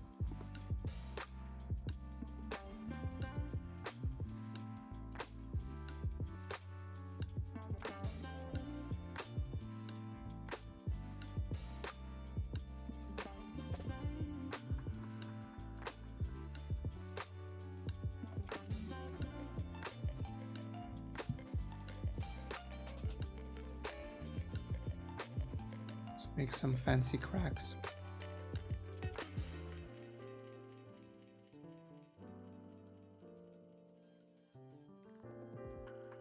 I feel like playing Apex right now. I feel like making to gold. I'm almost gold 4 by this point. And you know, like with this new season changes, silver is basically like same as plat now. And gold is basically like having diamond hue at this point. So I'm actually almost gold. I figured out how to like how to reliably, like around 70% of the time, how to gain points no matter what.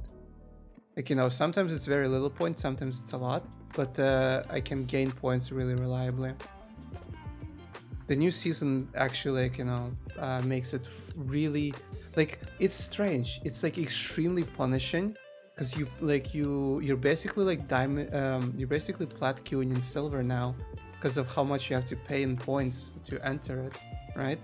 And how expensive like placements become. So like all you want is placements now, and like, you know, let's say 2-3 KP and then just placement. It's like extremely punishing, but at the same time it's extremely easy to abuse the system to gain points. It is strange, but like you have to you know, brain. you have to mega mind it. But like once you figure it out, it's extremely easy to climb.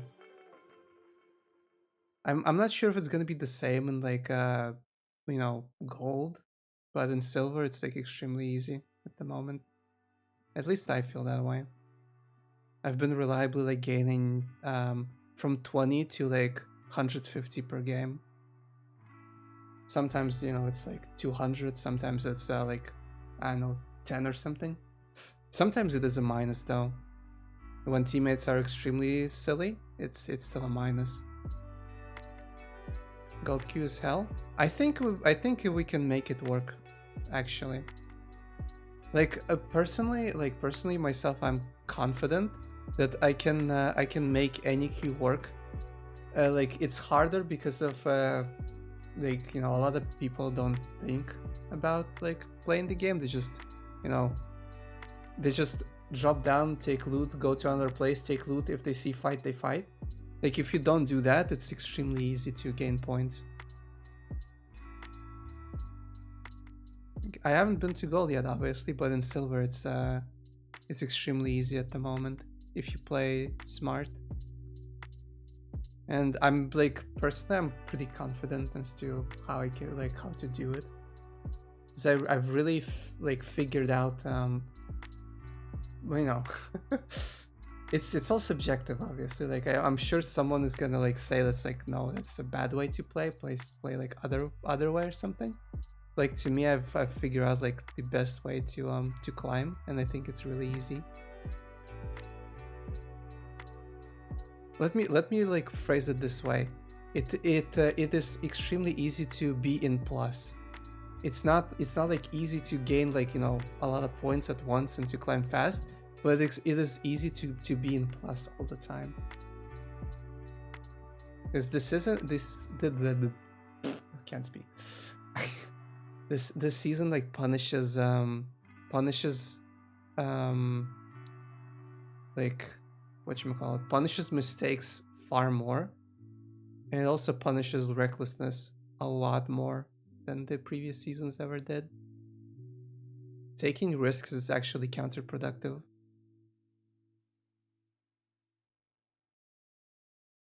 I'm like secretly I'm 100% sure that's why the new season is on the newest map.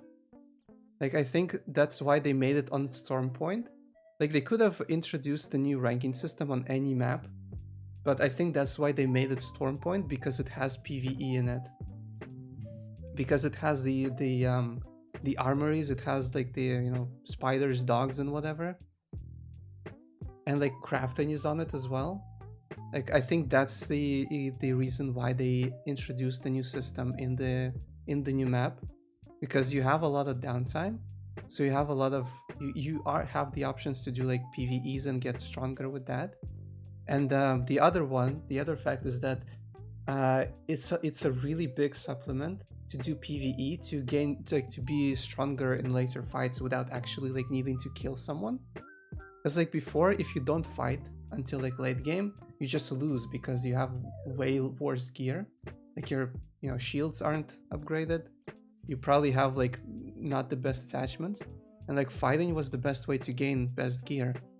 But the PvE thing is a really big supplement to let you not fight and still have good gear. It's like the amount of time you can I've farmed purple shield just by shooting PvE shit is actually insane. Done to play later? We can try, yeah. We can attempt. But I feel like having teammates that listen to you is extremely important this season. Sorry. It is kind of sad, I think, that like it's much more difficult to solo queue, in my opinion. But like if you have teammates that will listen to you, and especially if if you have friends who are in a call and are willing to like to play smart and to like maybe play a bit more boring, but to like guarantee themselves plus points every single time, I think it's fairly easy to climb.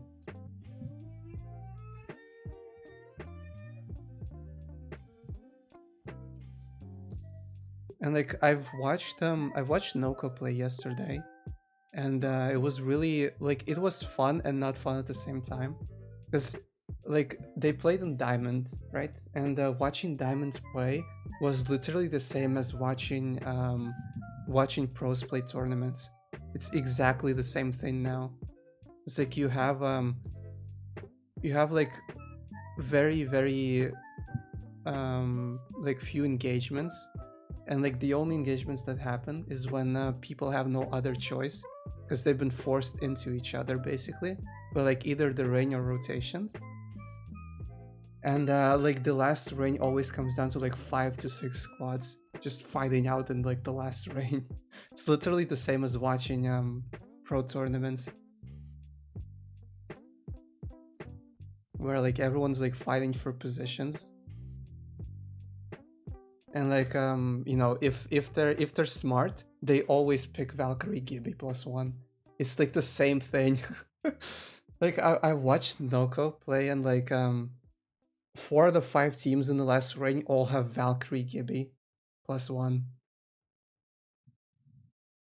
Like Noko played Newcastle, actually. Like they played Gibby, Valkyrie, Newcastle, and the way they used Newcastle was really good. Like I can see why they picked it, but personally I would still pick something else than Newcastle. Like I'd still be like Valkyrie, Gibby, and probably Wraith, honestly.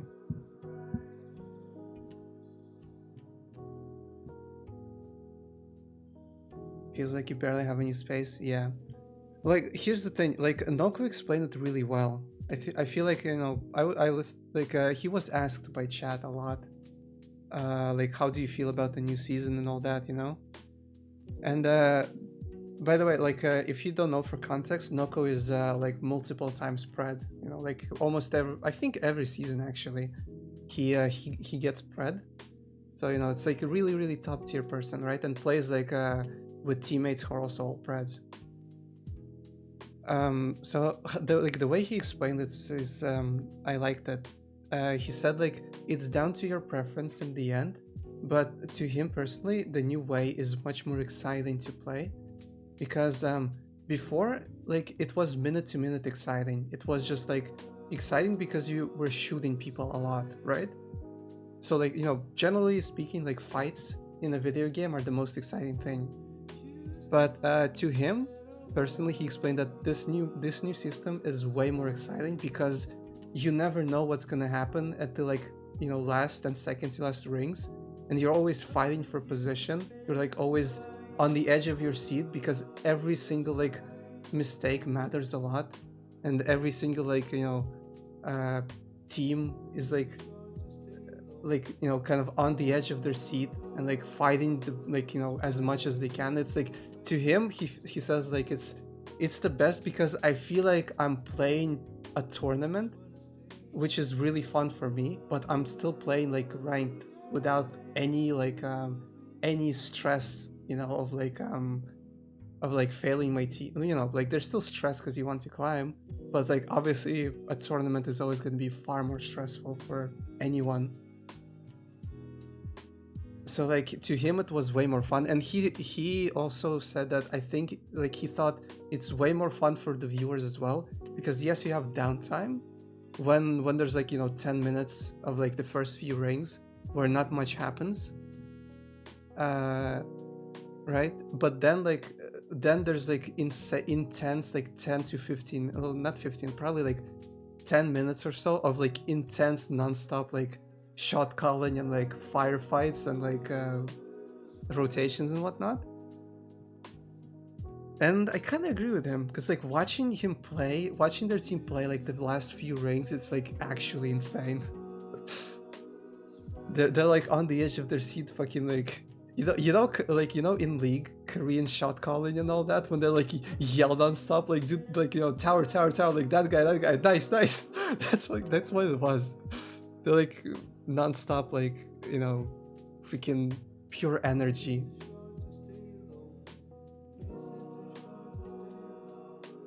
So I know, I kind of like it. There's like, there's downtime for you to like, you know, for the chat to like interact with him as well. And then there's like just like 10 minutes where like chat, like he doesn't look at chat and he just like fights non-stop. And like I kind of agree with him. I think it's like, it's kind of fun. Because I feel like a lot of previous seasons like just encouraged you to be simply good at shooting, and everything else like came second. Obviously in the very highest tier, like you know, the smarter you are, the better. But like, you know, to a lot of people, like just shooting came first and everything else came second. But now I feel like shooting is rewarded like on a more equal level as like proper shot calling and proper positioning and all that. And personally, to me, that's way better, because I suck at shooting, but like I'm far better at like understanding, you know, rotations and whatnot. Welcome back, son. How was your nap? Have a good rest.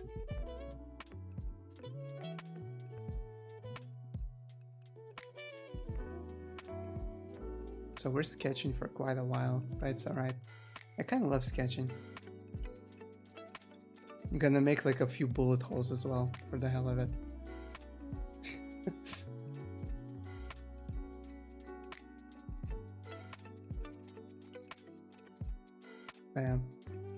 Like with like Apex this season, like I would super want to like play in like a 3 stack that's like almost permanent. So like I could like play with two teammates that to like, you know, play fully in a team, and like it's just way more fun for me personally, because like it's way more rewarded this season to use your brain instead of like purely relying on how well you shoot. I mean, I say purely, but it's not the case. Obviously, like playing smarter is like more rewarding than just only knowing how to shoot. But this season really like encourages you to like think more. And like I don't think they intended it that way, but I think it's just a byproduct of placements being so expensive now. It's like KP is worth absolutely nothing until you have good placement. Like the screenshots that I posted in Discord yesterday, it's like Mans has 5 KP and is what, 13, top 13 in Diamond 4, and he has minus 68 points. It's like, that's freaking wild. It's like until you get like good placements, the KP matters absolutely nothing. So it's like, it's logically speaking, it's far more important to first get good placement and then worry about killing someone. So like, you know, getting top 10 first and then getting maybe like, you know, 2 KP is far more important than like getting 7 and then dying like when you're I don't know, top 10 or below top 10. And like I feel like that's because of that, the byproduct is that you have to think far more.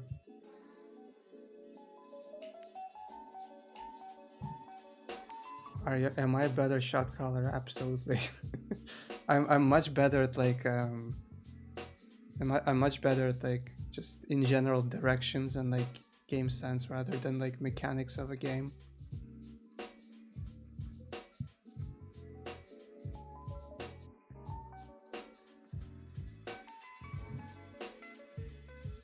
Yeah, let's do some dirt.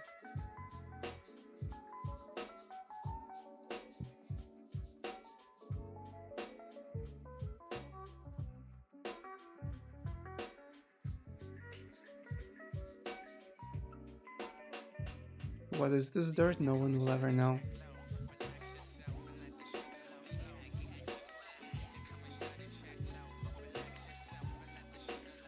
I swear, this like looks so good as a sketch, but I'm willing to bet it's gonna look like shit when I try to color and shade everything. I think I'm gonna attempt to do two things with it. I'm gonna attempt to draw one version where everything is just grayscale, and another version where I'm actually gonna attempt to like fully shade and color everything.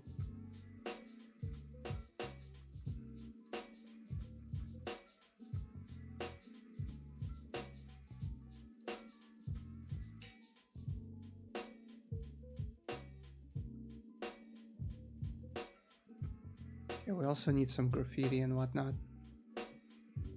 Okay, chat, this is where you can help out. This is where you can tell me what should we write on the walls as graffiti.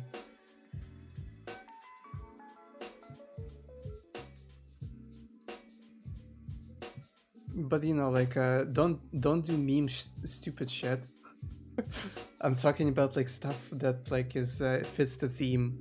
You know, it's like a dark depressing artwork, and like, you know, this is like a subway, so like, you know, appropriate stuff that you would actually like find as graffiti.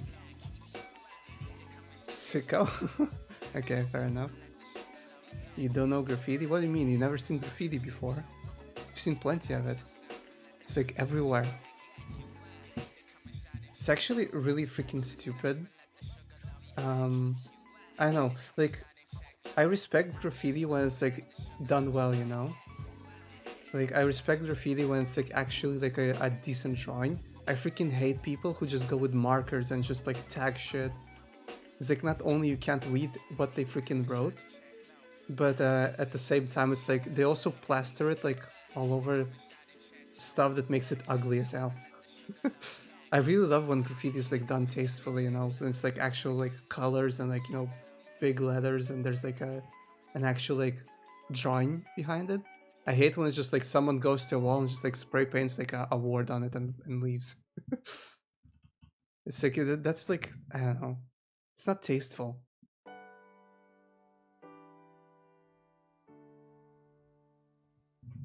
Lived most of my life in the village. Kala, like you've been exposed to nowadays media. It's not like you have to see graffiti IRL to understand what it is. You've been exposed to plenty of media, everything from like photos to movies to know what graffiti is. I'm horny. Why are you horny? Welcome, Fox, but why are you horny?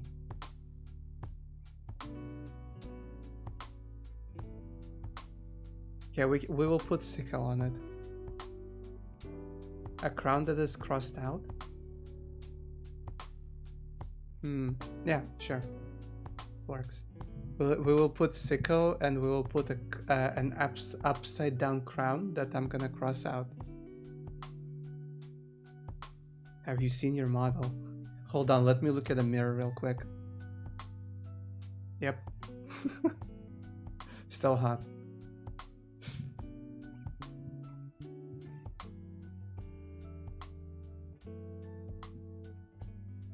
I'll put it over here.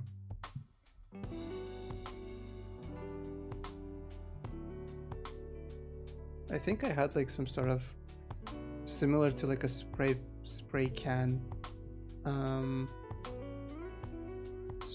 kind of thing somewhere here.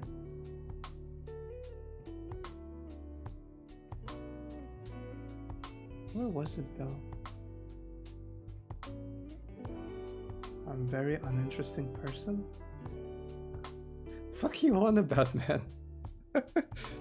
Like you've never seen like a movie or a video game or like a picture where there's graffiti on the wall somewhere? What are you on about, man? Come on. It's like I will not believe a single person who says that they don't know what a generic like artless graffiti is.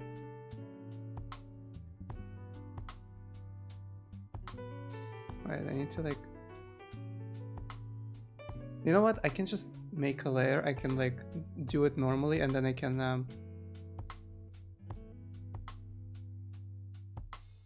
just like skew it to fit perspective properly.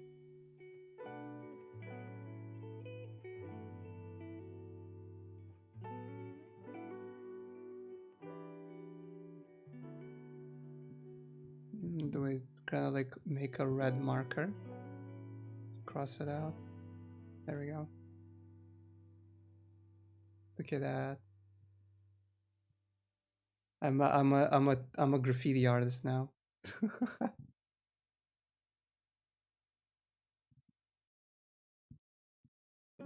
Free transform. Need to make it fit the perspective now.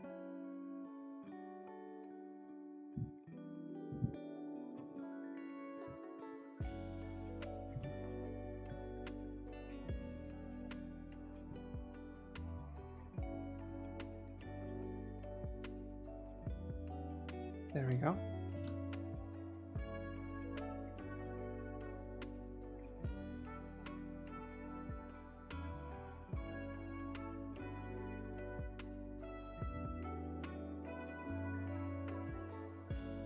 Okay. Let's do some default stuff like like F the police. That's very basic, isn't it?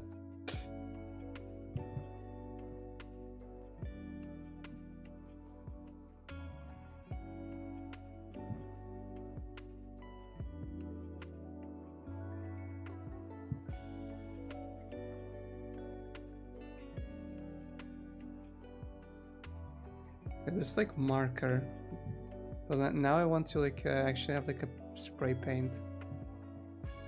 Oh, whoops. I mean that isn't really spray paint consistency, but as a sketch it will have to do.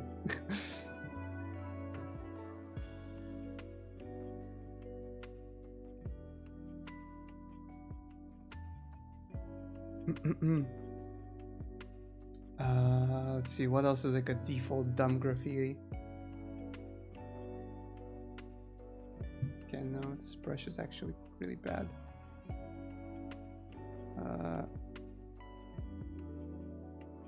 Yeah, that works like a spray.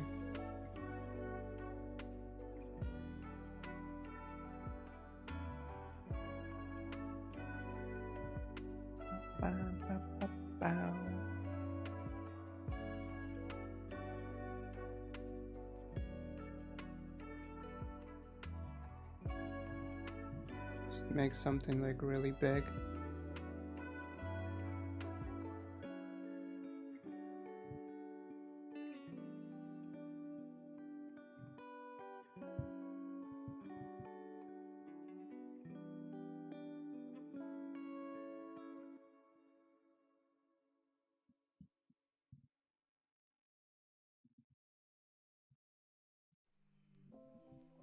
And just skew it a little bit.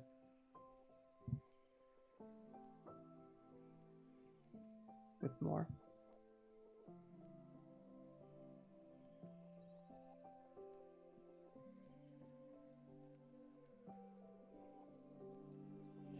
Anarchy symbols? Oh yeah, true. Can't go without those, yeah.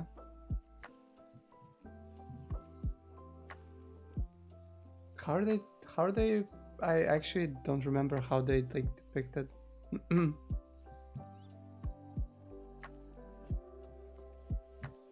How do they look like again? I've never drawn one myself.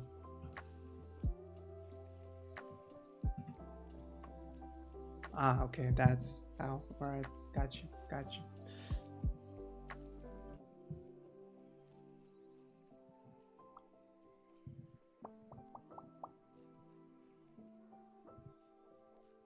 I mean, honestly, too much is actually like bad. So I'm gonna stop at this. Like one big one, like a few tiny ones. Just like draw this one as well, and probably be done with it. So too much is like gonna distract a lot.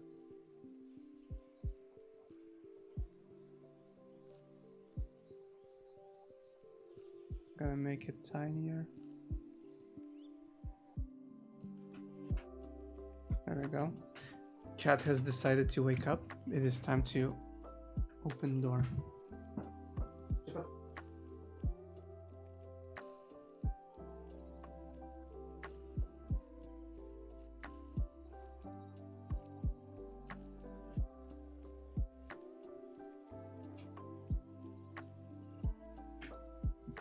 Okay.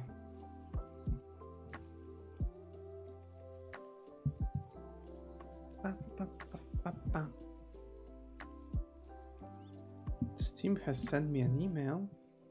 Oh no, something is on sale. Go away, Steam. What is this game? When did I want this game? Oh, it's this freaking strategy game about the zombie apocalypse. Okay, I remember this. I don't know why I actually like wishlist this game. I guess because it seemed interesting that it's like a city builder game, but it's like a zombie apocalypse city builder game. It's pretty different. Probably that's why I like saved it.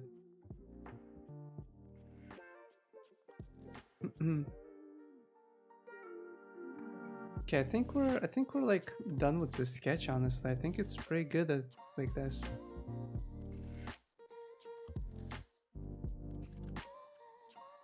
Should I like give the character like a bit of like bruises or something? Maybe I should. Like a bit of cuts here and there.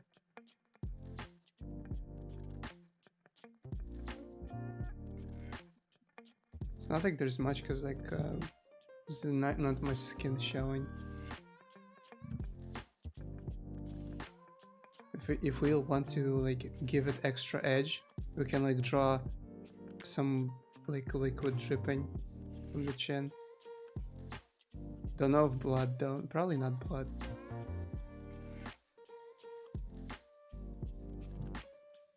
What if character's blood is actually black though? Ayo. Next level edge.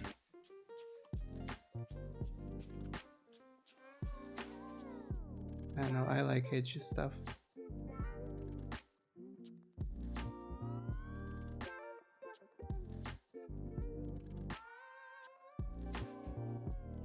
But like give the knee socks some tears as well.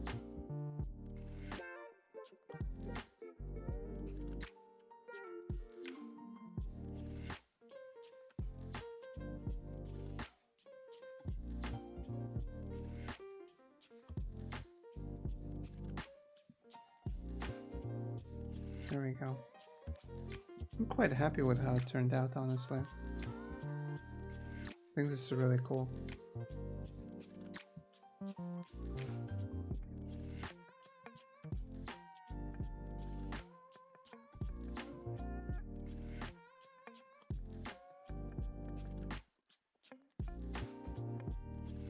Now if only my skills at like lighting and shading will not fail me, this will actually be a really good artwork.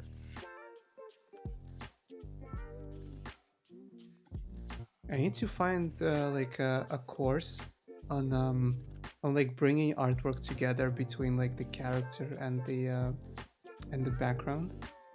To like, you know, I know how to like, in theory, I know how to make like, you know, unified good lighting for everything, like good shadows, like kind of what you call it, like one color scheme for everything. Like I know how to do that in theory, but like when I try to do it in, you know, for real, it like usually ends up pretty bad. It's like I feel like that's the crux of like art skill in general, is like being able to put what you imagined out on paper.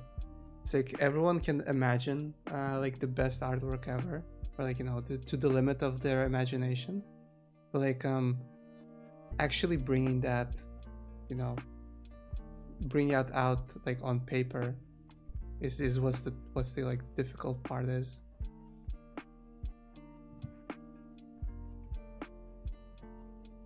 Gonna add like more smudges everywhere, I think.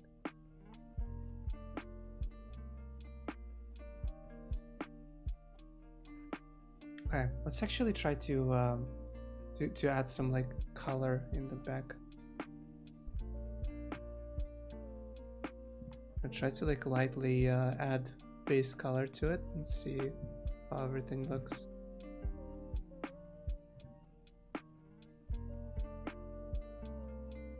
Okay.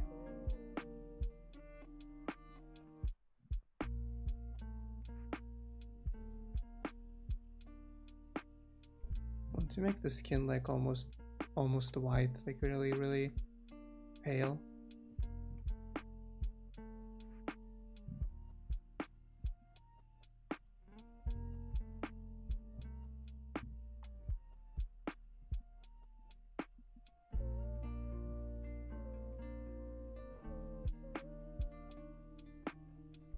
You know what's really hard when you're like drawing artwork like this?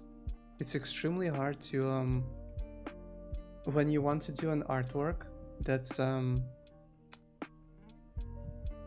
like that has a character, right? Like you have a character that like you can color coordinate their like clothes or whatever. But like, you know, in real life when you think about it, like you can coordinate your outfit really well and whatnot. So like but when you're like going around, obviously like the outside world isn't coordinated for you. So so you like end up in places where like your colors like don't match like, you know, your surroundings or whatever.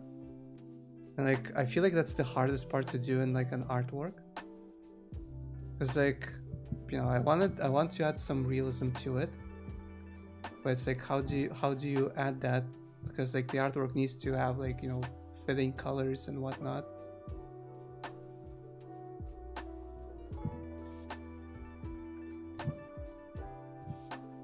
But you know, we're gonna try. I think the tiles, I mean, I don't know. I wanted the tiles to be like, just like washed out, dirty-ish yellow. Kind of piss color. Piss color tiles.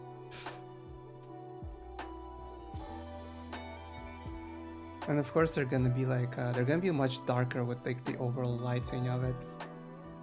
But the base color is gonna be like, I at least hope that this will work. Kind of like, it's like what's like the, you know, public subway, public like freaking restroom color. It's always like, you know, tiles that were at some point they were bright and probably like white, but after like a year they're just piss color.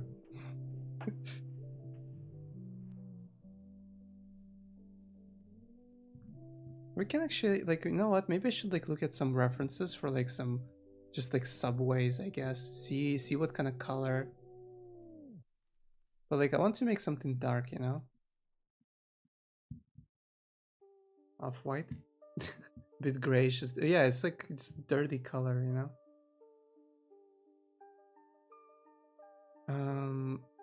There was this I don't know if I can find it. There was this one artwork that I absolutely loved, and it like fits this this artwork really well, but I'm not sure if I like saved it. I don't think I did. Like I have to find it again. Maybe it's like still in my history. It's like literally an artwork of a character standing in like a subway subway staircase. It was perfect. It was here somewhere. I'm sure I can find it again.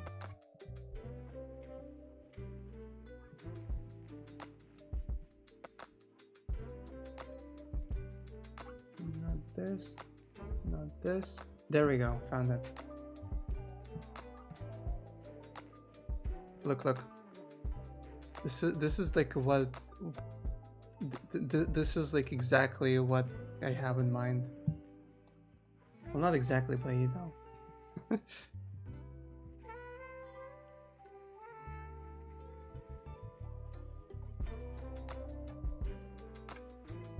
See, it's like kind of like just a freaking piss gray color, basically.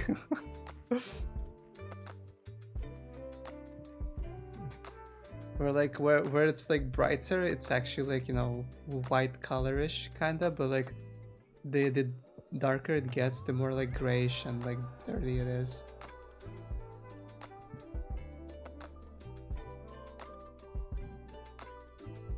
It's like borderline, yeah, it's like greenish gray at the bottom. But I feel like it wouldn't be that that dark, considering like I think I want the light to be like a bit closer than what the reference is. Like the reference, the lighting is very tame. I think I want the lighting to like be way brighter. It's like about this color would be good, I think.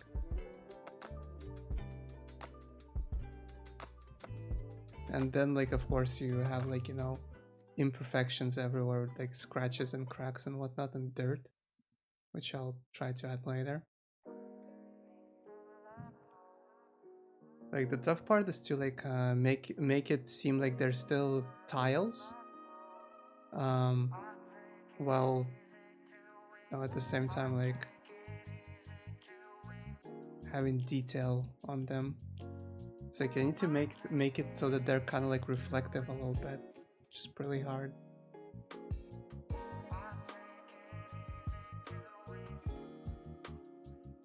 Yeah, I feel like this is pretty alright.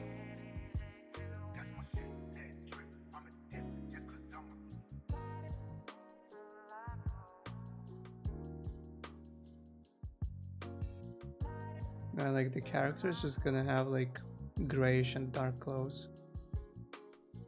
We're not gonna be like, you know, fancy colorful or anything. It's just gonna be like, I don't know, just kind of what you'd see every day, I suppose.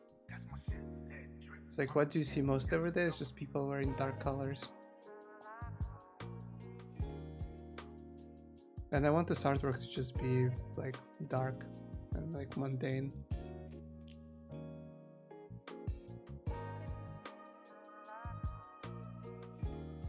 like those glass tiles. Not quite, but like yeah, sort of similar.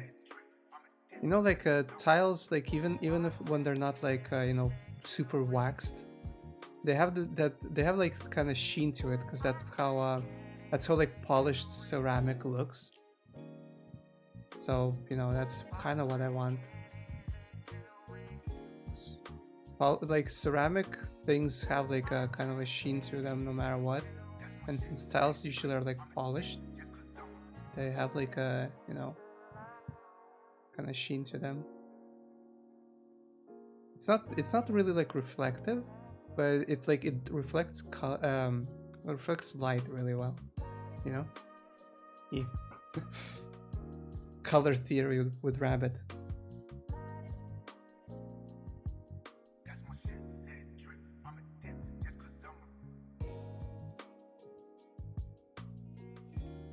Backpack can be like bluish tint. It's too gray. Yeah, this kind of bluish, like a canvas bag kind of thing. I like how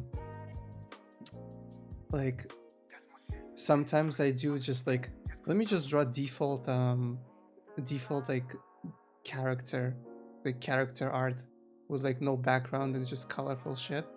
And sometimes like, okay, RTX on, pure realism. I'm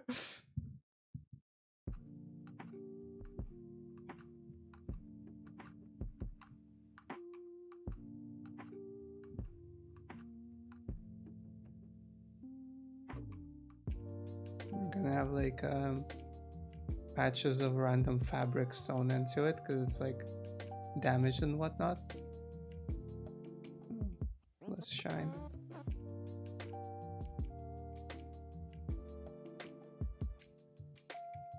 Okay.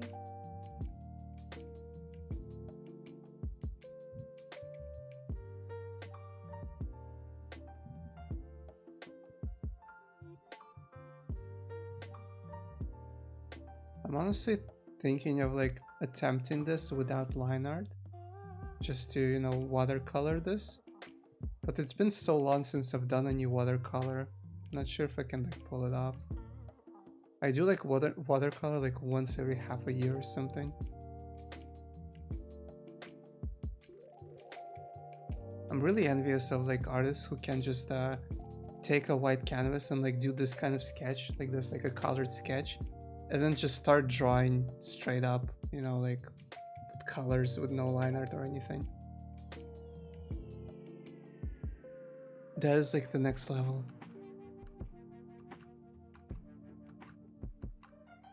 Okay, let's try to put some overlays and shadows on this.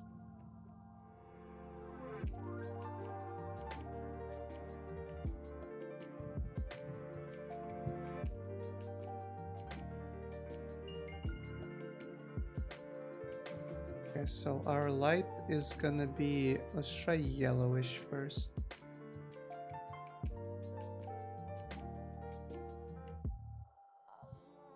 Obviously too much, but you know, don't worry about it.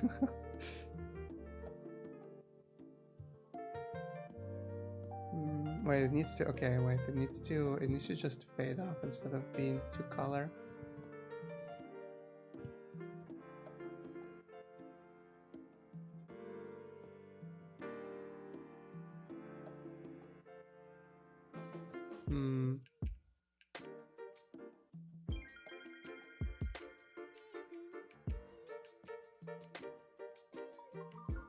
Oh, I know what I should do. Yo, fam, hold on, hold my phone. I should do like character shadow. So this part here can be like lit way more, right? This part here can be like far more in color. And this part over here is gonna be like shadow casting from the character.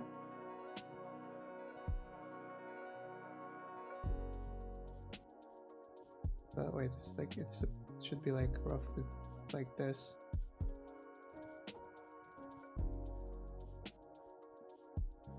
And then like, I don't know, like diffusing over here.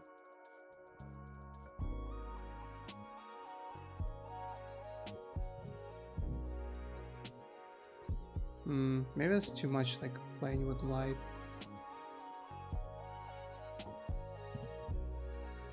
Like the broken tiles, I mean they look really good now, but like the problem is getting the shading in there, not fucking that up. It's the main issue, like the main difficult part at the moment.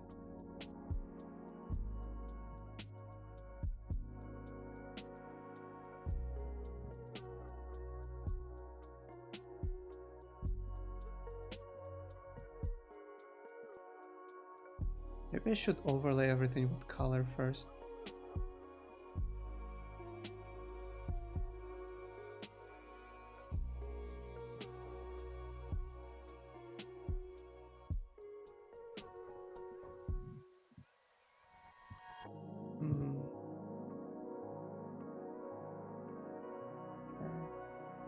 Try to make like an overlay.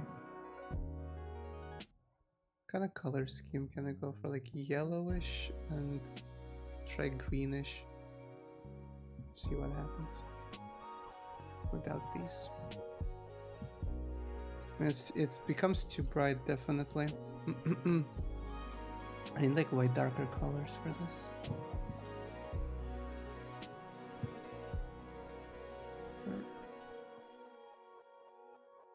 What about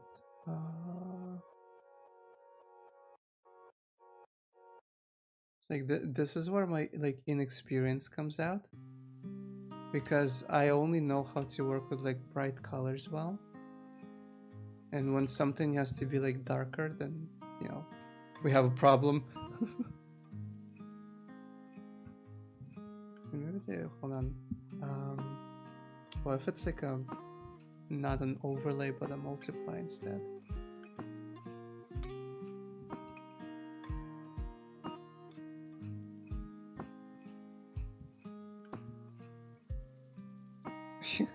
This is stupid.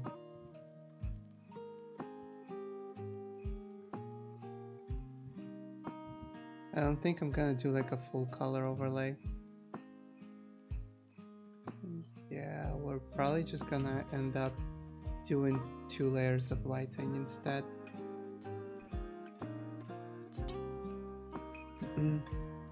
Is that hoodie or gloves? What?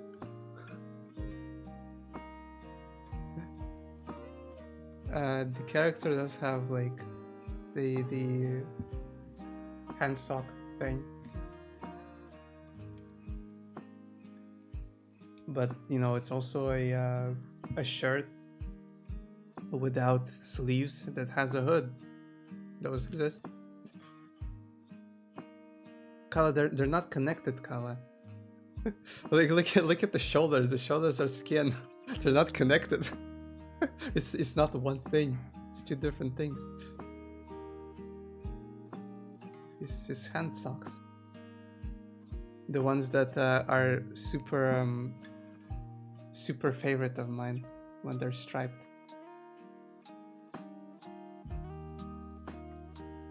Okay. I mean,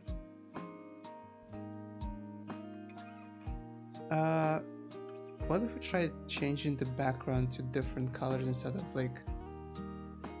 piss color? What if we do something more like this? Something that's more like pinkish bluish or something like that.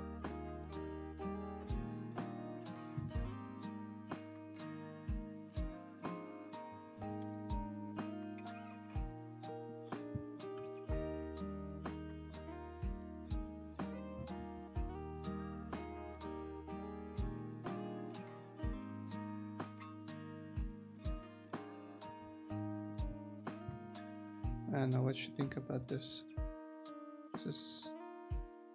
I mean, this also fits pretty alright. It fits the character more because the character now fits into the background Like it fits the character's color scheme far more, but like it's I think it's like less natural for tiles to be this kind of color.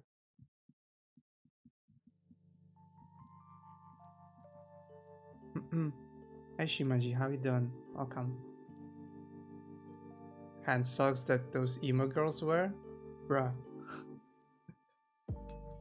I would wear them still right now.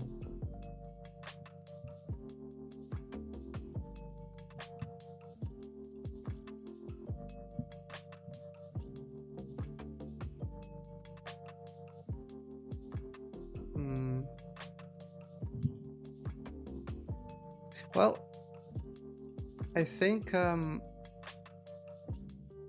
it's like, I'm not sure. Well, I'm gonna have to choose between the two no matter what later. First, I think we should start with the line art, I guess, because I don't think I want to do this without line art. But I think I will do like extremely tiny, like really light, super thin lines, so they could barely be visible. You know what I might go for actually? I might go for that art style of like I don't know what's the name of it. There's like a lot of animes use it. I won't be able to tell you the name of it, to be honest. It's like that when there is a line art clearly, but like it's extremely thin.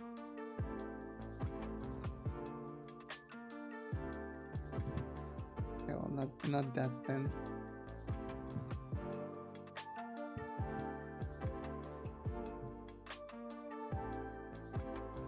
I am emo girl confirmed.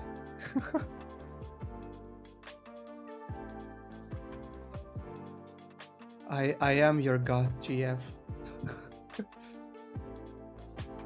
Did you ever want the goth GF? I am your goth GF now.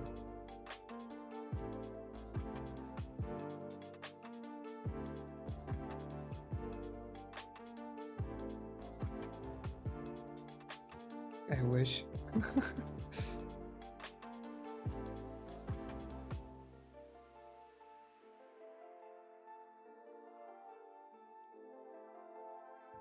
I mean, I would fit pretty well. I have a lot of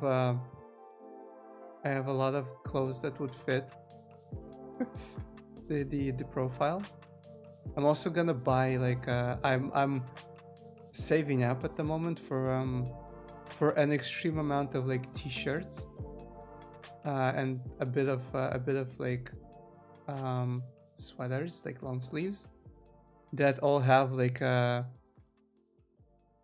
kind of like gothish, emo-ish like motif to them. Like a lot of them like have characters. A lot of them have like just writings and shit. But yeah, I'm gonna do that. There's this like line of t-shirts that I found that just has Hatsune Miku, but it's extremely scuffly drawn, and it has like Japanese words. It's like say like, you know, stuff like whatever, or like messed up, or like go fuck yourself. Those kind of shirts. There's like a bunch of them. I want all of them. I really like this scuffed drawing, like art style on them.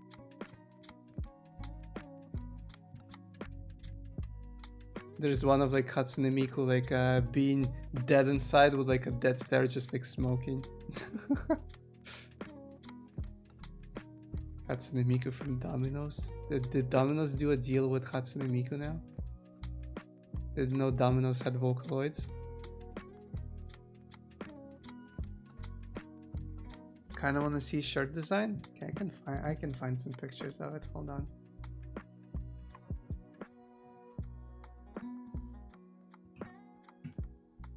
I did save all of them for later, you know.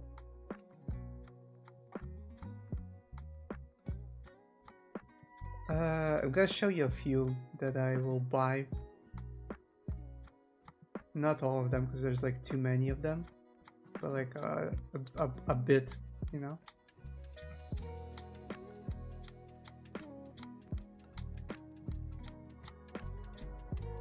I'm also gonna probably like buy one more like tech wearish kind of like jacket.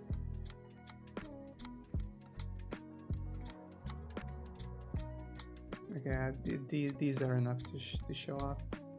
Let me get you like a good picture. First one that I really wanted to buy is this one. Look at it, so cool. Then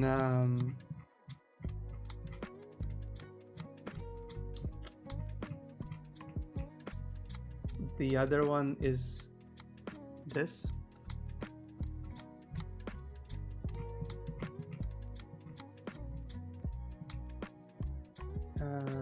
Then there's, for example, this one. And the Hatsune Miku one that you wanted to see. One of them is this one. Look at it. It's like this. The art style is so like messed up. You haven't seen the Domino's Hatsune Miku ad? I mean, we don't even have Domino's over here, so of course I wouldn't. Yeah, like there's like a line of shirts with like this messed up style for Hatsune Miku. They really like it. There's like a bunch of them too. There's like a tiny different one.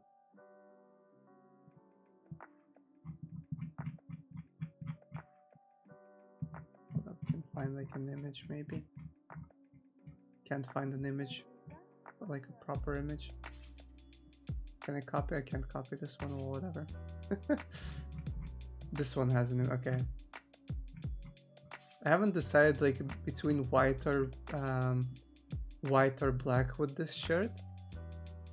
Same for this one that I'm about to show you. I haven't decided on the white or the black one.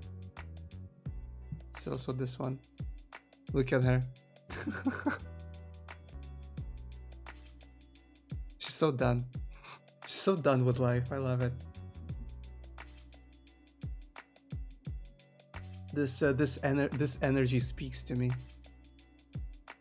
She's just smoking. She's not vaping, she's outright smoking. Look, there's a cigarette in the hands. But yeah, like I really want this one though. This one is so cool. And this one is, you know, that. This one I'm kind of on the fence. I'm not gonna buy all of them because there's a lot. I'm gonna pick out like the ones that I actually, you know, the ones that I like at some point.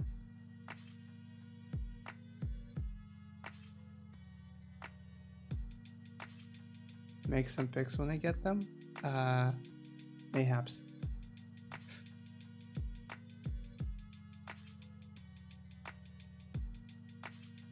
I'm not gonna buy them for like a while still. I have to deal with like some other stuff for now. Like I had to pay a lot for imports recently, so I'm like kind of, you know, chilling with money.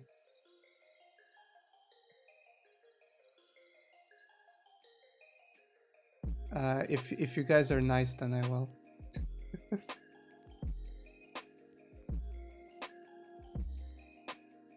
Time to make a new donation goal. Right. I'm gonna do that.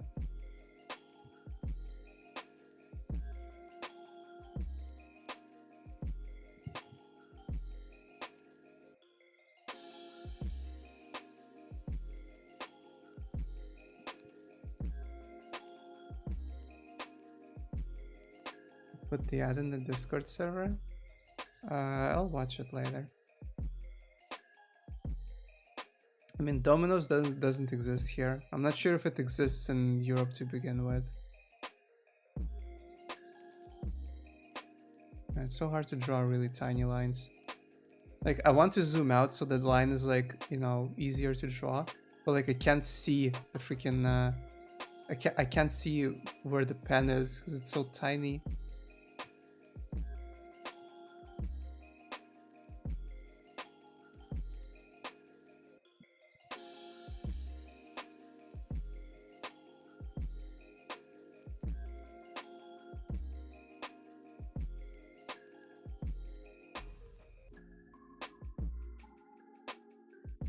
Really love drawing like nails like this. Oh, that's not a good. That is not a correct.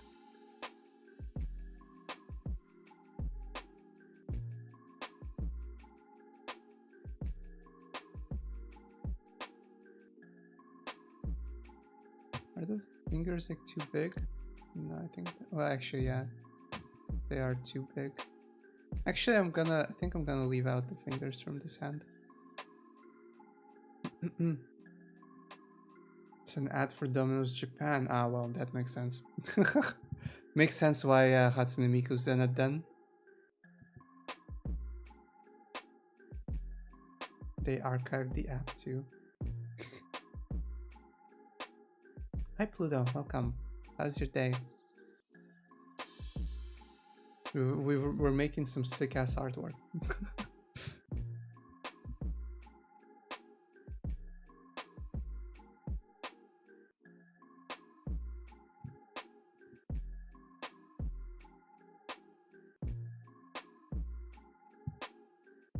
You're good? That's nice to hear. I am sleep today, so I'm fine. I've also gotten off work faster today.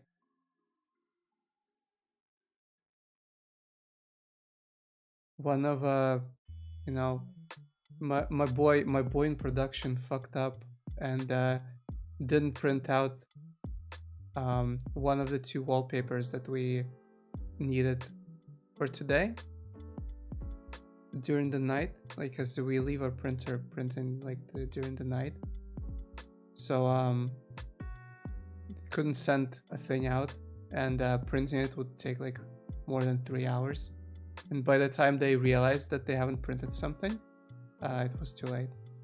So I didn't have as much to do, so I got out faster.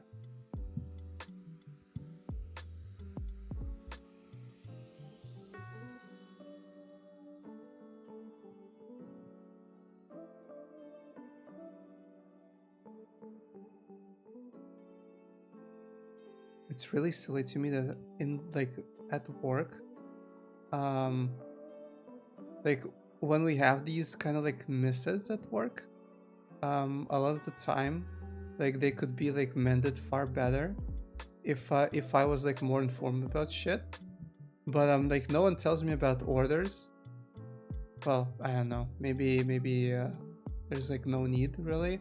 But like the thing is that like I cut one of the wallpapers and like I pack it and I leave it because like I see that the senders or like the information for the recipient, there's like 2 in there. There's 2 wallpapers in there, and I only have 1, and there's like no other one prepared for me to cut. So I was like, ah, okay, that means we're gonna probably print it today or tomorrow or something. So like I just put this wallpaper like away, and just like, you know, do other stuff. And like after 2 hours, they're like freaking they're like, why aren't we sending this thing? What's happening? And they're like, wait, was there only 1? And I was like, yeah, there's only 1. I only cut 1 of them. And they're like, oh shit, did we not print the other one? What happened? I'm like, I don't fucking know. You tell me. I didn't know there were 2 that were supposed to be printed. You don't tell me shit. This is not on me. So like they've missed like an hour they could have used to print that one if they just like if I knew that it didn't print out by mistake. It's like happens a lot, those kind of things. But then again, I'm happy that I don't have to worry about that kind of stuff. Like they don't tell me like about like orders. I just like do what is there. So it's like my head is like empty. Don't have to worry about like anything. If it's there, I do it. If it's not there, it's not my problem.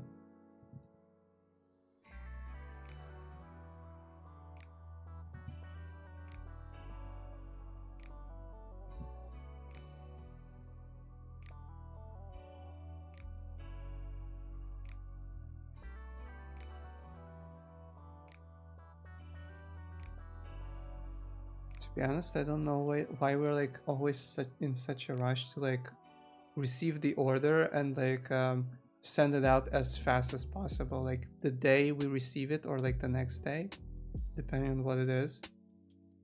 It's like I really don't know why, like we I guess it's like the reputation or something that like it's super fast, but like it kind of doesn't make sense that we like rush so much.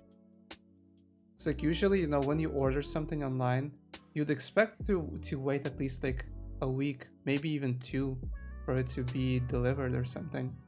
Especially if it's not like stock that's produced upon order. I feel like we're like a lot of times we're just like making our life harder for ourselves by doing that. But maybe it is the reputation of like doing everything super fast or something. I don't know. I'm not a businessman. I'm dumb. I'm too dumb to be a businessman.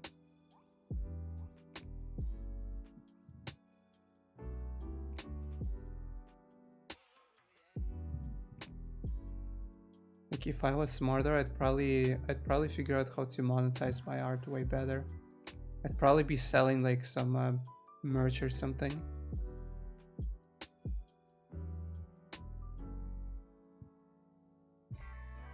Like maybe I'd even have like my own like designer store, some shit like that, where you can like buy stickers or like t-shirts or something. But I'm too dumb for that. I don't understand anything about like money and like how to do a business and whatnot. It's just beyond me. Not businessman, just handsome bunny on the internet. Oh, thank you.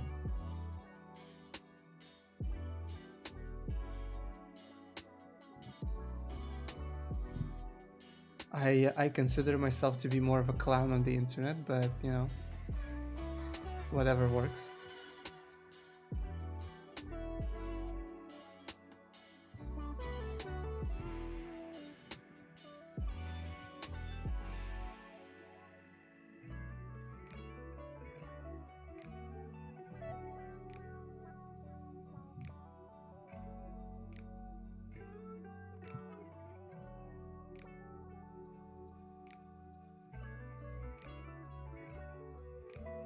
If you really want to be a clown, please say you're a cute clown.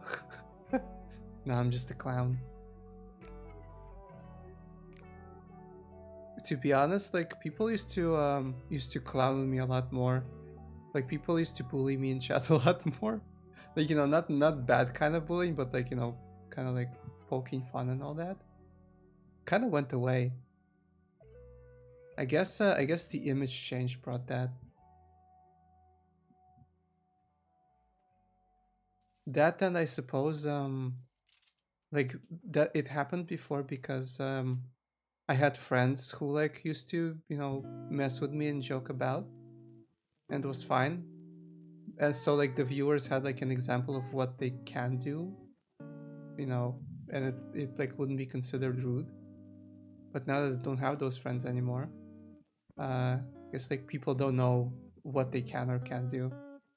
So more people are just like chill.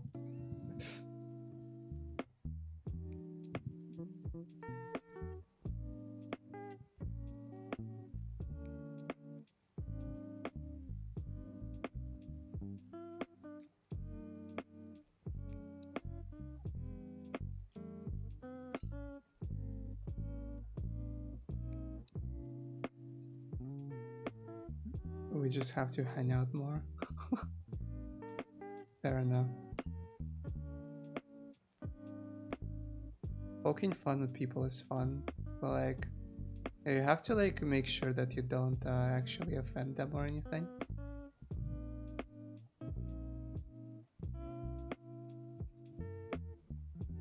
Can be hard.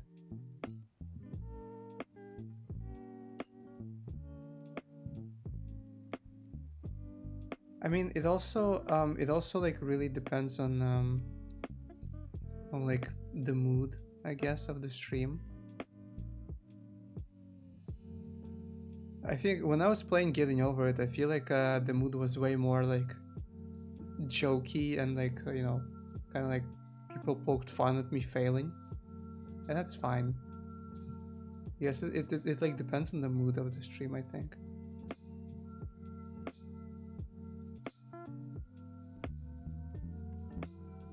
You love doing that with your friends. Yeah, poking fun at each other is like the way to go. I love doing that too. whenever like hang out in Discord and like play games, we always like talk shit at each other. Sometimes I like sometimes I feel like it's like too much. But you know, so far it's worked out. And at this point I'm kind of like beyond caring. So like I feel like if I poke fun too much at some point, if people say like, yo, it's kind of like, you know, I'm getting like a bit salty over here, can you like stop? Then I'll say sorry and stop. And like, you know, if they like don't like it and there's like an argument, I'm gonna be like, okay, fine. And like if they're like you know, seem like they want to make up, then yeah, I'll gladly like say sorry and everything and like make up. If they like make a big deal out of it and like, you know, start throwing tantrums about it, I'm gonna just be like, okay, go fuck yourself. I don't care.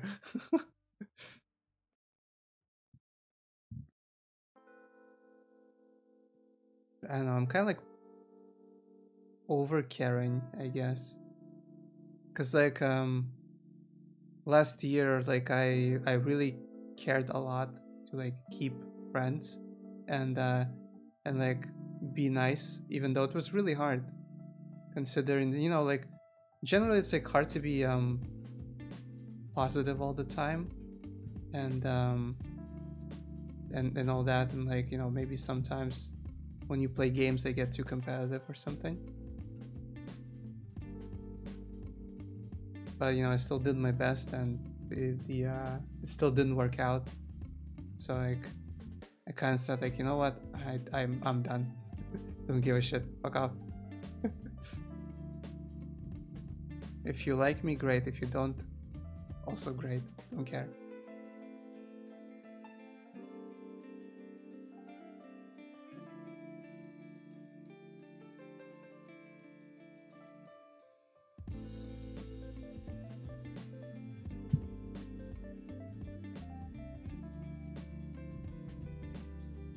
Just be yourself. I mean, I think that's you know, I know you mean well, obviously, but I think that's like that specific advice, I think it's bad for me. Like I will not take that advice anymore. Like, you know, a lot of people say like, oh, just be yourself, it's fine, you know. Like you know, real friends are like gonna stay with you and whatnot, and like just be yourself, and you'll find friends that like you for who you are. It's all, to me, it's all bullshit. Like no one has won in life by being themselves. Like every person is like looking for someone who is like happy, who is funny, who like is good to hang out with. No one's gonna freaking look for a person who like has issues and like I don't know, isn't like, you know, a joy to be around all the time. It's that kind of like, you know, that advice is good to an extent, but it's not for me anymore. I don't believe in that advice anymore. Like, because every time, okay, like it's from experience, because like every time in my life when I thought like I found people that like I can, you know, connect with and become friends with, the second I like let my guard down and start like behaving, you know, just more like myself, be like more loose with them, is the second they like start having problems with me and end up leaving me. And you know, obviously I'm not the best person, but like Yeah, that whole thing of like, oh, just be yourself, just don't worry about it, everything's gonna be fine. That's bullshit. I don't believe in it.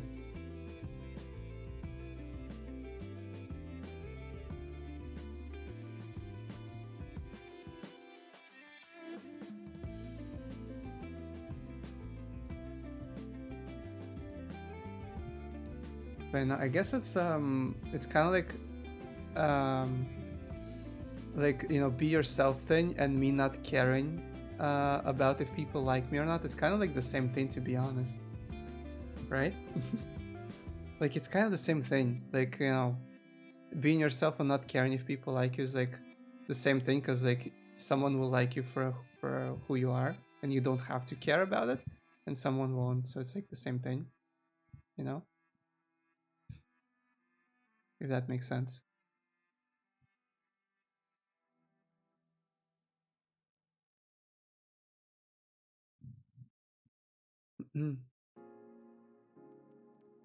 No one's perfect, but if I like a person, I won't leave the second they're depressed or feel down or anything, just because I dislike how they act that way. See, I cannot judge you, but everyone says that until they actually have to deal with that. It's not that I'm like, I think you're lying, and I to be honest, like personally, even if someone like stands up and leaves because someone's like depressed and they don't like how they like or whatever, you know, even let's say, let's hypothetically say that you would like leave and like abandon the person if you don't like how they act and like you don't like how they're negative or whatever. You can't blame anyone for doing that, because like you know, if like if you want your life to be happy and you yourself be happy, then like maybe hanging out with someone who's depressed all the time is just not gonna help with that, you know? Like you can't blame anyone for leaving as well. But in my personal experience, everyone who's told me that like, oh, don't worry, like I understand you're going through shit, or like, don't worry, I'm gonna help you, or like, don't worry, I'm gonna accept you no matter how you are, then they ended up not doing that. So I can't trust that either.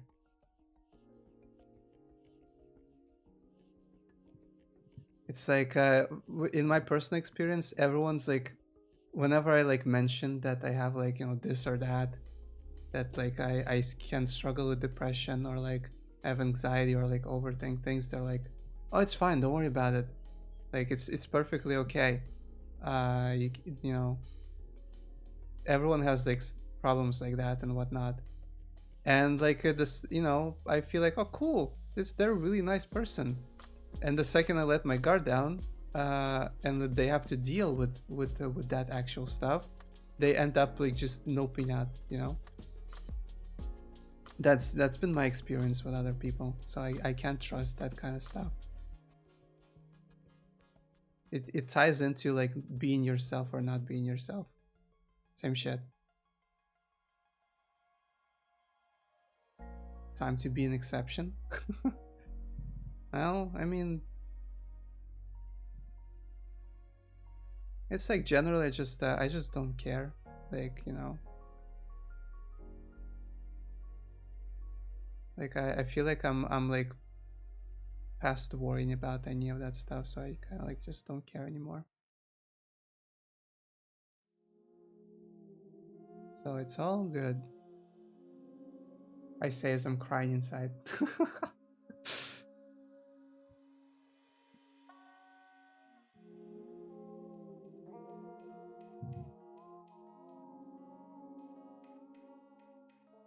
I am.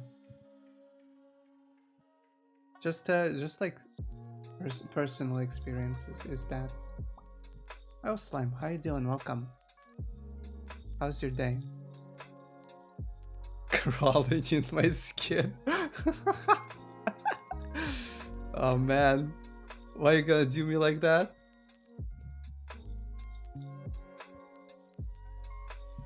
Thank you for Pat. Yeah man, freaking is crawling in my skin, Bro. These wounds, they will not heal. Fear is how I know. Confusing what is real. Is it weird that I actually know the lyrics by heart? I've like listened to Linkin Park so much, like during you know my life, that I know most of their songs by heart.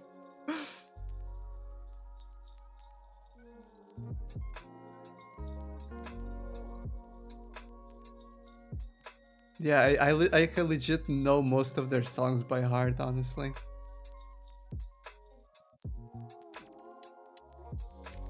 Like all you have to do is like remind me how the melody goes, and I'm like instantly recalling lyrics.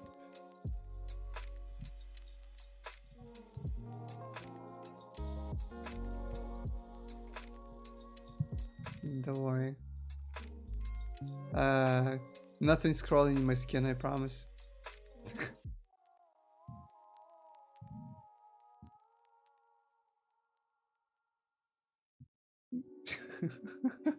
Usami Park. What's your favorite Linkin Park song? Come on. Yeah, you have to have that one song that you extremely like no matter what. Everyone has a favorite Linkin Park song. And if you don't, you're lying. You know, my favorite, like it's surprising, but like my favorite is one of the like less popular songs, honestly. Like, you know, I like none of their mainstream songs that are like the best sellers, the super popular ones, they aren't my favorite ones, I don't think.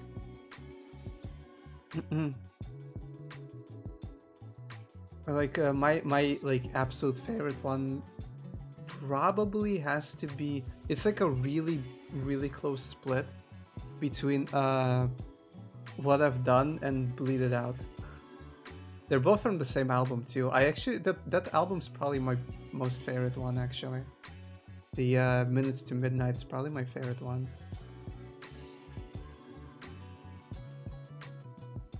Really? In the End is your favorite? Get the fuck out of here. In the End is no one's favorite song. What is this? What is this take? Like everyone knows that song. It's like their most iconic song, but it's no one's favorite. Come on. You have to have like a song that's like not the most generic one.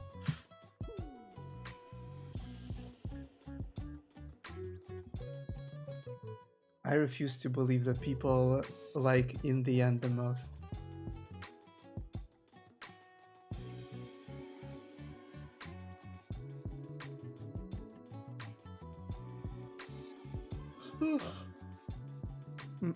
Getting a bit tired. I don't know, maybe we'll finish the line art and call it a day. Robot Boy? That was a pretty good one, yeah. There's like a version of that song that like is not, it's like on one of the underground CDs. And it's actually like I like it more than the like the actual version that's on the album. Wait, are you saying Robot Boy because you freaking are one? Okay, man. Okay.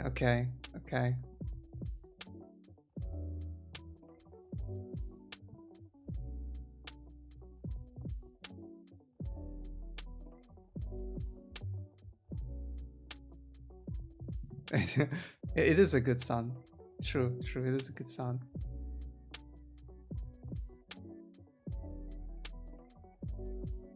Yeah, mine has to be like either Bleed It Out or What I've Done. I can't really choose between them. Both equally great. I like I really like, I unbelievably love the like the whole pace and like how simple Bleed It Out is. It's like it's just literally like one, oh yeah, two actually. It's like one pass of like, you know, guitar picking and one pass of just like strumming, and that's it. Like it's extremely simple. Yeah, it's so good.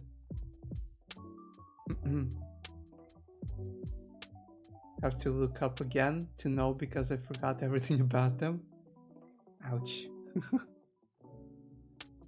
I guess you could say I never grew out of Linkin Park.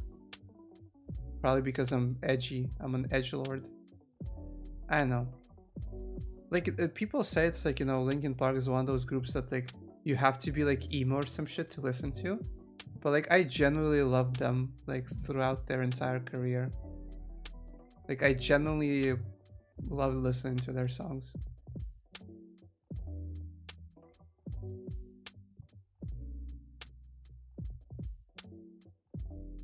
I know it's not like because I've like, you know, it's not because I like freaking have teenage angst or some shit. It's because their songs like are, you know, just they're like musically on a just, you know, pure music like perspective, they're really good. And like I don't know, I just kind of can connect with them, I guess.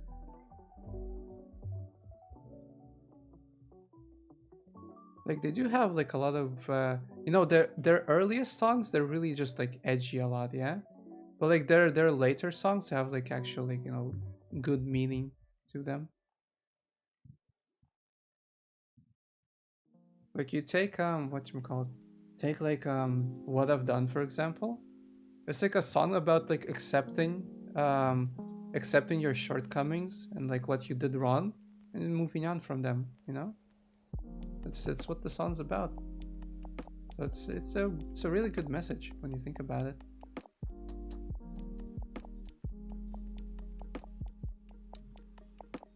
Your dad likes Linkin Park? That's a good dad. It's a cool dad. High five, dad.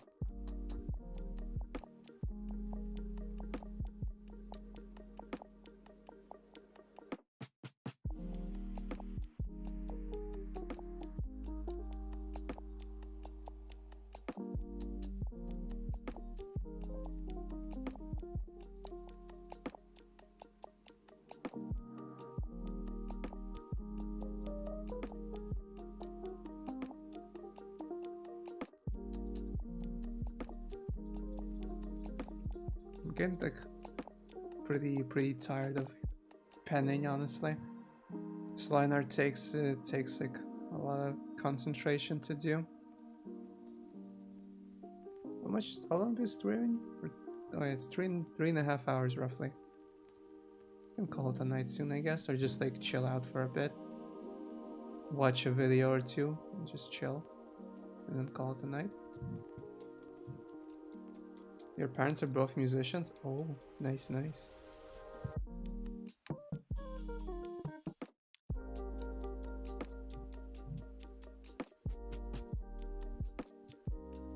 No one in my family like actually dabbles in music.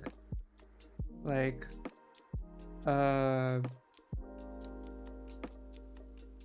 like my mom likes like appreciates music, I guess, but nothing beyond that. The only like musicians in like our entire like extended family are me and my sister, I think. Because both her and me can play guitar, and I took it a step further. I can play ukulele as well. I guess my grandma, actually, on my mom's side, knew how to play piano. I think my mom also like kind of studied piano, I guess. Don't know if she could play it well, because we used to have a large piano, like when I was really tiny. But I think we sold it or something.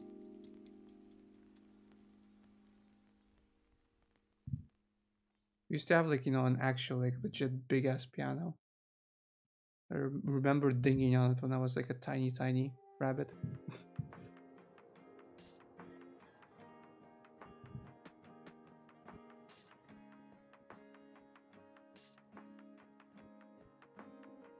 Do you have some unusual memes? Probably. I haven't looked at them for a while.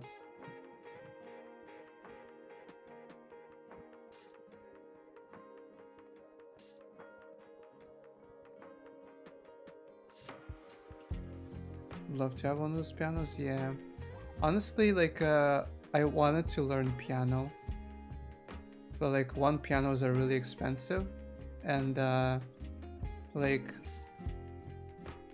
at this point I'm really with my capacity for like learning new things has kind of decreased, because like, you know, I struggle with motivation a lot.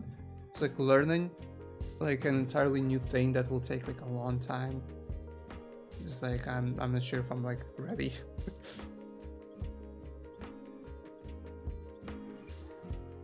So I kind of always wanted to try piano. Would have to buy one. I'd probably buy like a keyboard if I had the choice. Because buying an actual piano is like, bruh.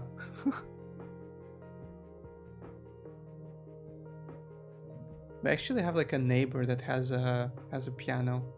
Plays from time to time, you can hear it.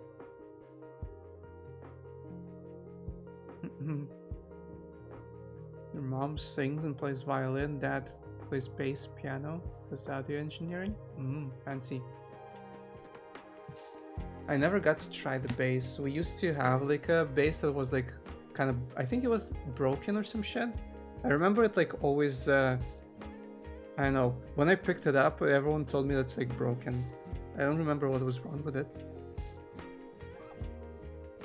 It had like all the strings on it, so I don't know what was really wrong with it, but they always told me like, oh, it's broken. Maybe no one wanted to teach me how to play it. I think it's my mom's brother actually used to play the bass. You know, now that I think about it, my family did have some musicians in it. Well, I say have, like my mom's brother's still living, still perfectly fine, but he doesn't play anything anymore.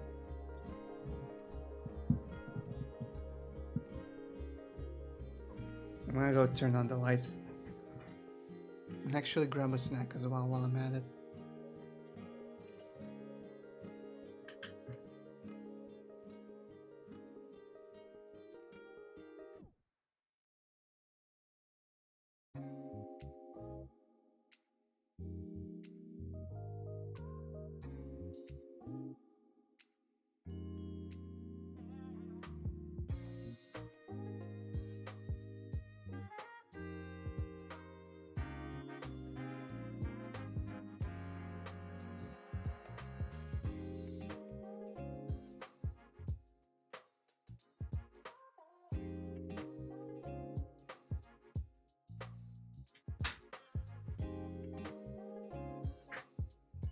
Nom nom nom.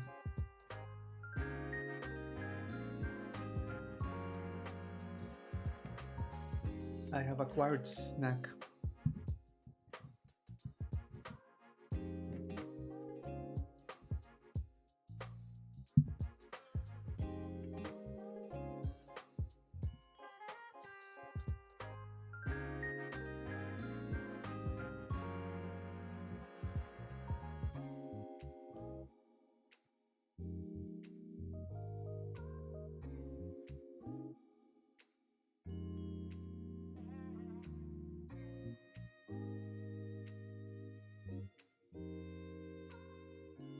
Snack is now gone. It was a tiny snack, Sag.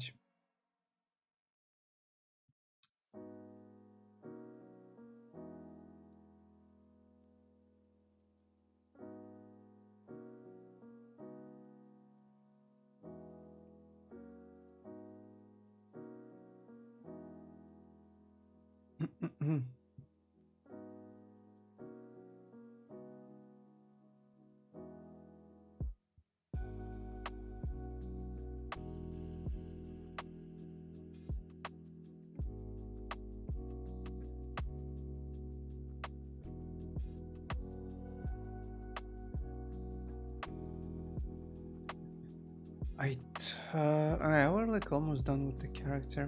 That's good. Background will take a lot more time, I think. Man, drawing straight lines. Now that I think about it, I'll have to draw freaking straight lines. I hate straight lines. Straight lines are spooky.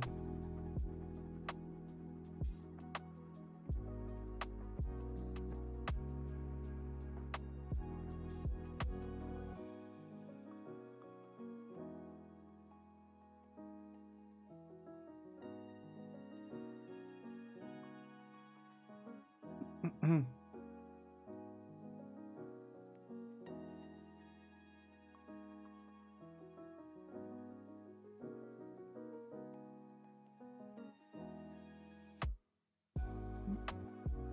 looking into keyboards.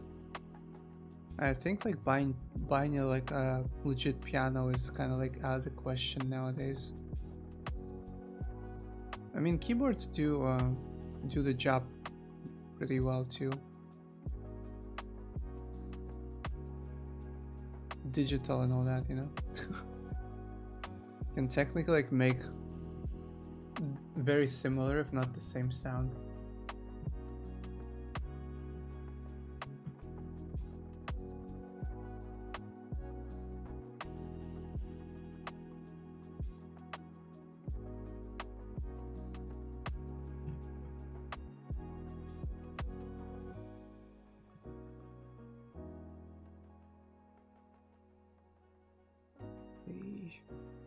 Also, like I think one of the great versions, not versions, one of the great things about keyboards is that you can put headphones into them, and then you don't bother anyone because you can just hear everything in your headphones, and the thing becomes muted.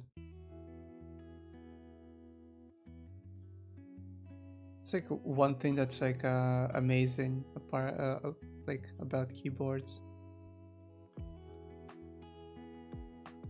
Wish my guitar could do that. Just mentioned that. Same brain cell. Same brain cell.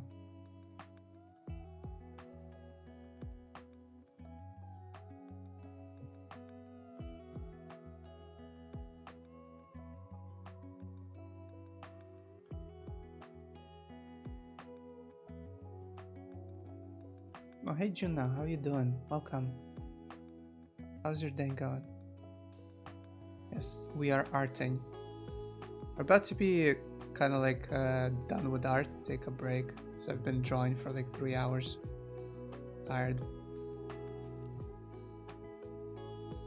Sharing one brain cell. What is your brain cell? Let me have it. Let me look at it. What is inside of that brain cell?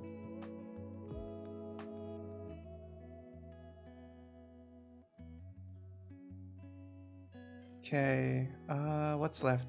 Oh yeah, the arm, and like wanted to make some tears in the clothes. Has brain cell need to do math? I don't think my brain cell is gonna help you doing math actually. Remember, you're talking to a person who didn't even take an exam in math. So I knew I was too dumb to even attempt to do a math exam in school.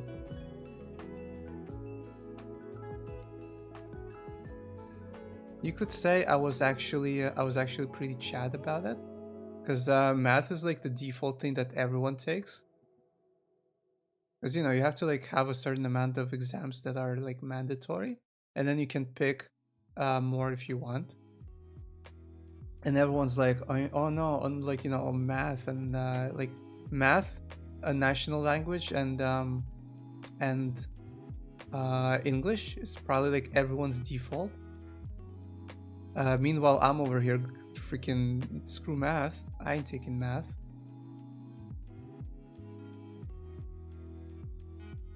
I mean, I was like useless at math, like later at high school. I legitimately was utterly useless at math. I didn't understand anything. Like honestly, things with numbers just don't compute in my head. So I just gave up on trying, honestly.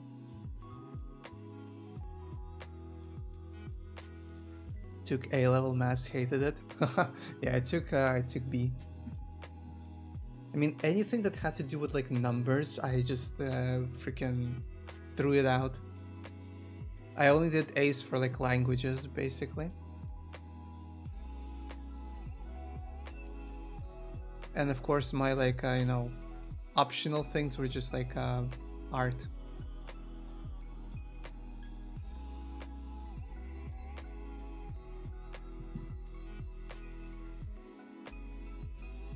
Our teacher was really cool. she always allowed us to do our own projects if we wanted to. Like, you know, we obviously have like, you know, curriculum kind of like drawings and tests to do and whatnot. You know, when you have to do like, you know, portrait or whatever the hell, the default stuff, then you like, you know, you do it. But other than that, like when we have like classes where you know, you come in and you have to like draw something, you know, as like practice or whatever, she like always provides a topic and like, you know, like examples and like, you know, helps people to draw. But like she also is like, you want to draw something yourself? Sure, go for it. I don't care. So I ended up drawing like, you know, 80% of the time I was just drawing my own things, like what I felt like it. Math is no longer involved numbers at high levels. Please, the numbers. I don't understand them. What do they mean? I just like I'm useless when it comes to like sciences.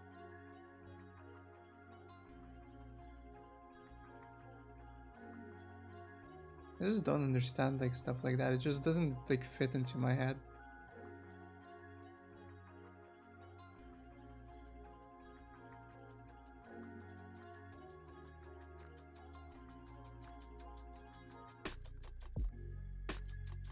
Yeah, like just doing numbers is basically pain, to be honest.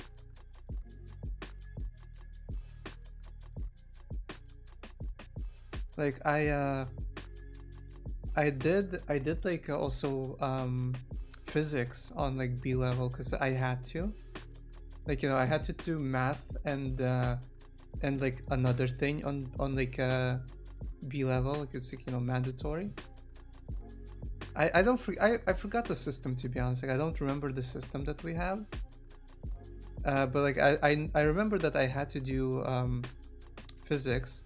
Like it was either chemistry or physics for me to like choose to do on the B level, no matter what. So I ended up choosing chemistry because it was a bit like less brain rot than chemistry for me. I chose physics, right?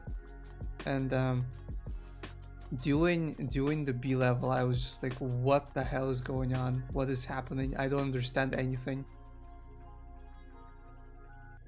Like I utterly do not comprehend what I'm supposed to do. So like I barely just got like, you know, not barely, but like I just got a passing grade and that's it.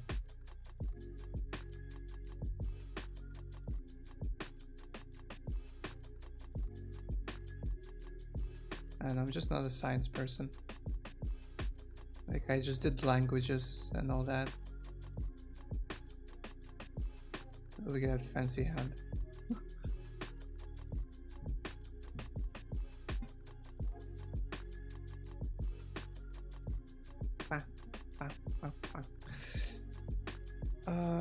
Let's do like a tiny tear. We're here too. Oh my god. Alright, that is our character, fully line art. Look at him. Look at this fancy arts. Fancy boyo. I'm probably gonna do the background line art off stream. And then gonna like start doing colors on stream. I still have to do like also the graffiti and all that.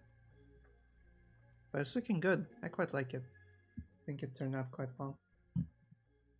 That is until I ruin it by starting coloring. That's probably gonna be where I freaking ruin everything. It's gonna be a darker piece. Yes, it is. It is it's like a dark subway depressing kind of thing.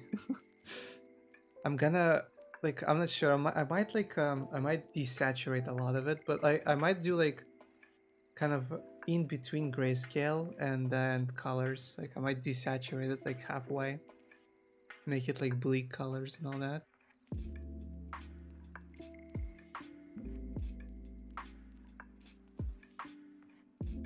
I think the pinky needs to be reversed though. This pinky makes the hand look super weird. gonna reverse its bend the other way.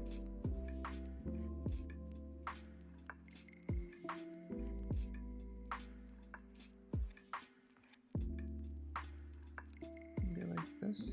Yeah, like this is better. I think it's like more natural this way.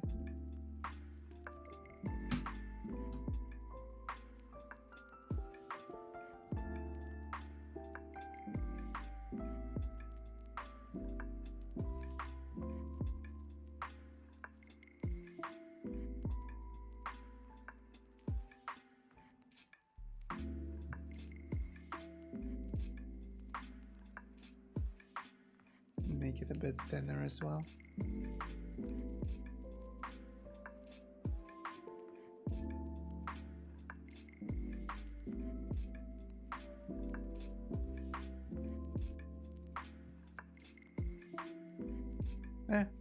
That's a bit better, I think.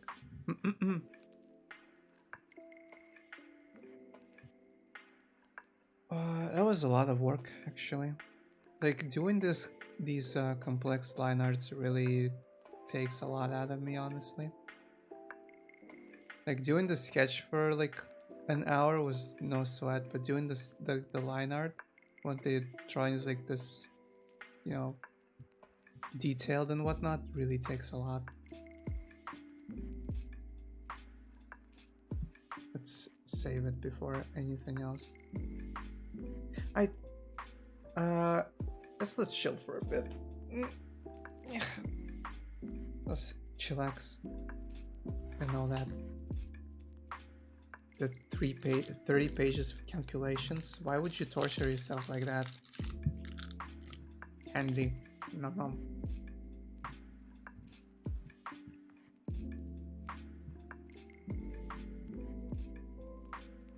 Let's see, do you have anything to watch?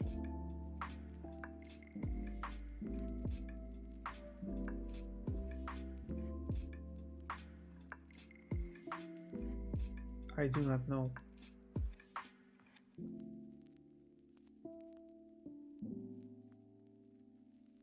Man, I honestly can't wait to start playing Melody Rising. I'm so hyped. Like, I played the game so long ago, I barely like remember anything. And like I really want to freaking play it again.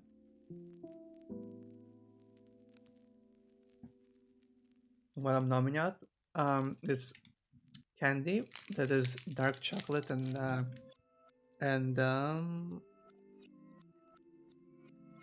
hazelnut filling. Yes, dark chocolate with hazelnut filling in it. Very good. Can recommend. Freaking love this. I like. I always have a box of these candies at home. Okay, I buy this like. Oh, thank you, Sen. Thank you for gifting sub. Thank you. I really like chocolate. Of course I like chocolate. Who doesn't like chocolate? Yeah, I have a box of these all the time. Like I literally like I make it a point to get a box so I can always have these whenever I feel like it. So there's always a box on my table.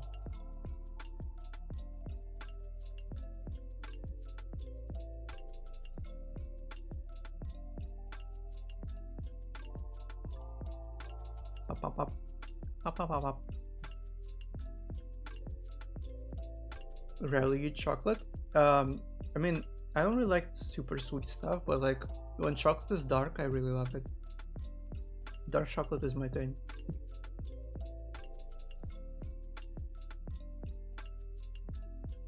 You're playing We Were Here? Oh, that's brainy game. Yeah. Juna, have you tried playing Stanley Parable? No, that shit makes your brain hurt.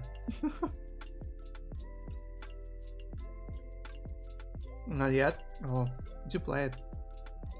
If you enjoy like puzzly games, then Stanley's Parable is really good. It's not bad, you'll solve it. Like if I could solve it, you can do it too. It's like really fun.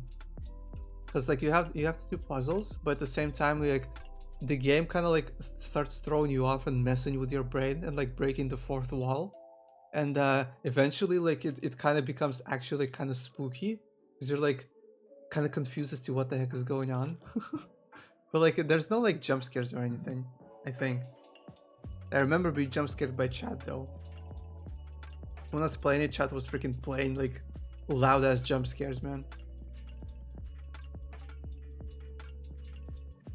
But yeah, like the whole premise. Wait, I think I'm thinking of the wrong game. Which one is Superliminal? Which one is Stanley's Parable? Hold on, I forgot. Superliminal is that one where you have to like do the perspective thing, right? That's Superliminal, right? I think. I don't remember. Yep. Okay. Yeah, Stanley's Parable is not that then, I think. Stanley's Parable is less puzzly. It's more of an experience, I think. Yeah. The Parable thing is more of an experience. I mean, still good. I don't know. Still good.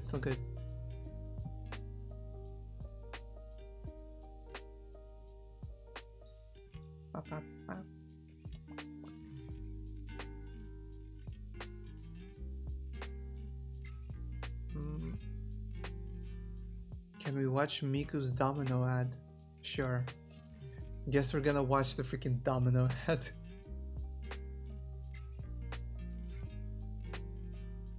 It's probably gonna be bad, so you know, strap in. Strap in for some. Yes.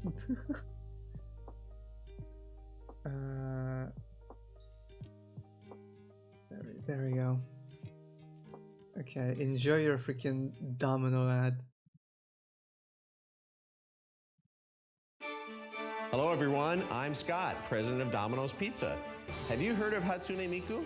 No. Today, Tell I'd like me. to announce a new collaborative project featuring Hatsune Miku. Holy Domino's app featuring Hatsune Miku. How many times are you gonna say Hatsune Miku? Exists in Okay, that's a software fourth called time. Vocaloid. Thank you. Vocaloid enables you to produce songs. A character named Hatsune Miku sings the songs you create. A great feature is you can create songs as you like.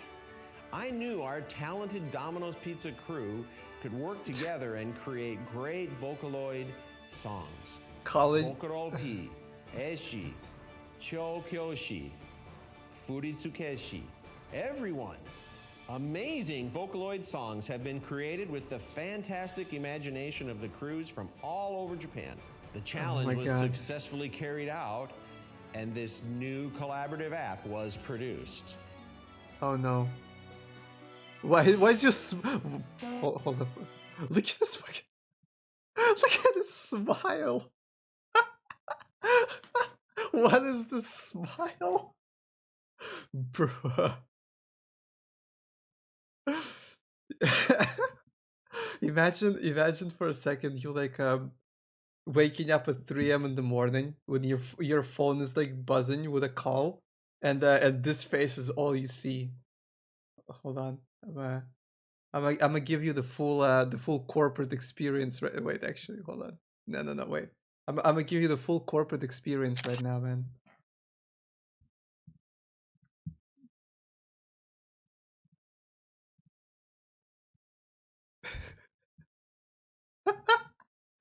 this is the full corporate experience.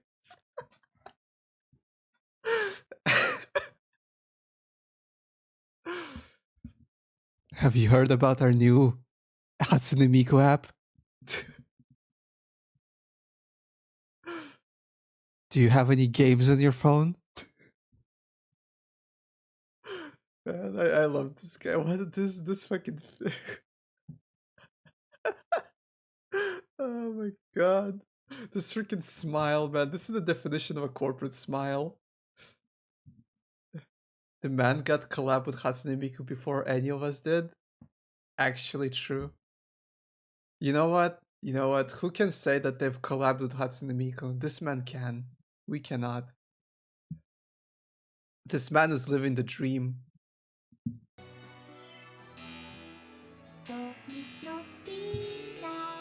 Oh god, she says Domino Pizza, great. Based on Miku's image, the Domino's app changes its appearance. A lot of music and illustrations produced by Domino's crew are here. From the menu to the order, it looks very cute, just like Miku. Once your pizza's delivered, okay, that's have cool. some fun with Miku. What the fuck? Don't say it like that. Function, and you can take various poses, pictures of Miku. Very cool. Bro, last but not least, it sounded like you're supposed to do something very different with Hatsune Miku. Jesus Christ, why do you say it like that? Wait, hold on, we'll listen to it again. Once your pizza's delivered, have some fun with Miku. Oh my it comes with a god. social camera function, and Why you does can it say take it like various that? poses, pictures of Miku. Very cool. And last but not least, the live performance. Start the pizza stage live and point the camera towards the pizza box, and the pizza box will turn into a live dancing venue. Dang, bro. A live performance of Love for Night, produced by Domino's crew. Here we go. I mean, the AR is pretty cool, not gonna lie. But like the ad is oh my god.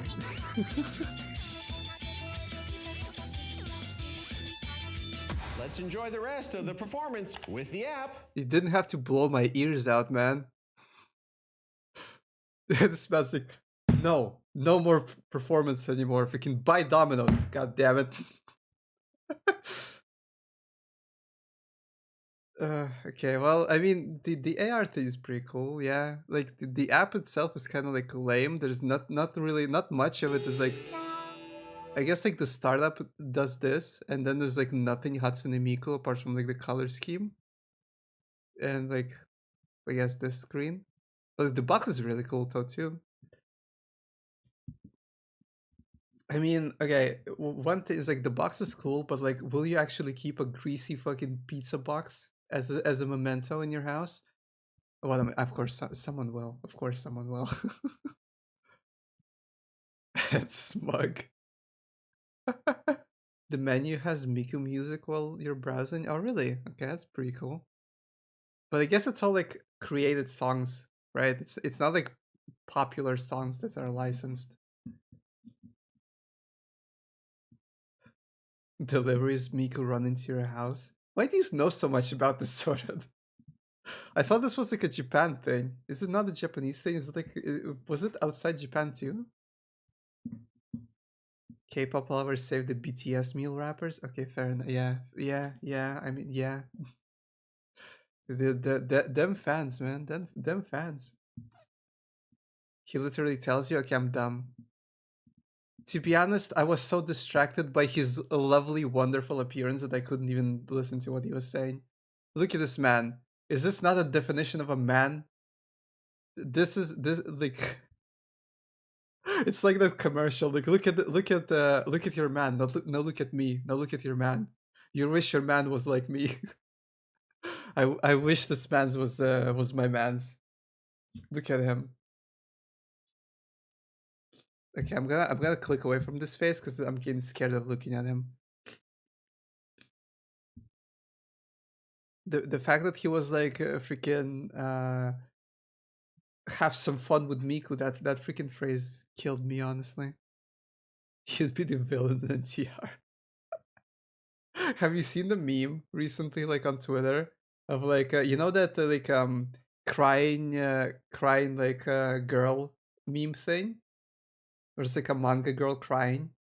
It's like that. It's like babe, please NTR my husband, and there's like a freaking, you know, ugly bastard just walking away saying I don't want to NTR anymore. I just want to be happy.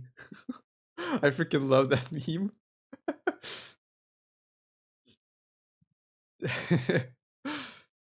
Yeah, well, we have nothing to. If you have something to watch, then I don't know, link it or something. We're gonna listen to this Poggers track. In celebration of me playing Metal Gear Rising tomorrow. I freaking love this cover. It's so good.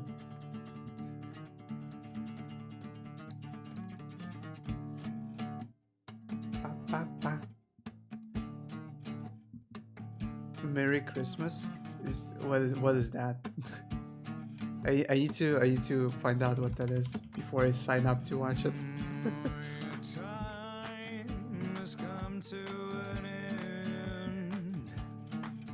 What this? One news?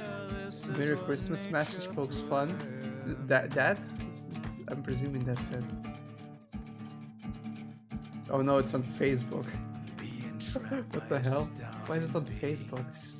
Looking for its daily feast, a predator on the verge of death. And as Airlines. And why did I pronounce it NZ and Z? Oh yeah, it's this, okay. Can I not watch it on not Facebook, please? Is this it? Okay, this probably is it.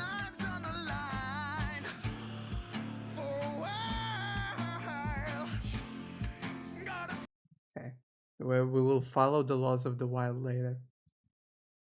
This is it, right? I'm pretty sure this is it.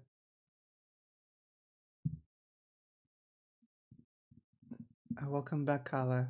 Yes, you missed something very spicy. You missed the best man's selling you the best app you've ever seen. You missed the smile of a god. Yeah. Mewan Teelingling. Youting Mamatua. Did you speak Chinese? For Ling Ling from Shanghai. Oh. You're good. Really good. I mean, that was... Where is this going?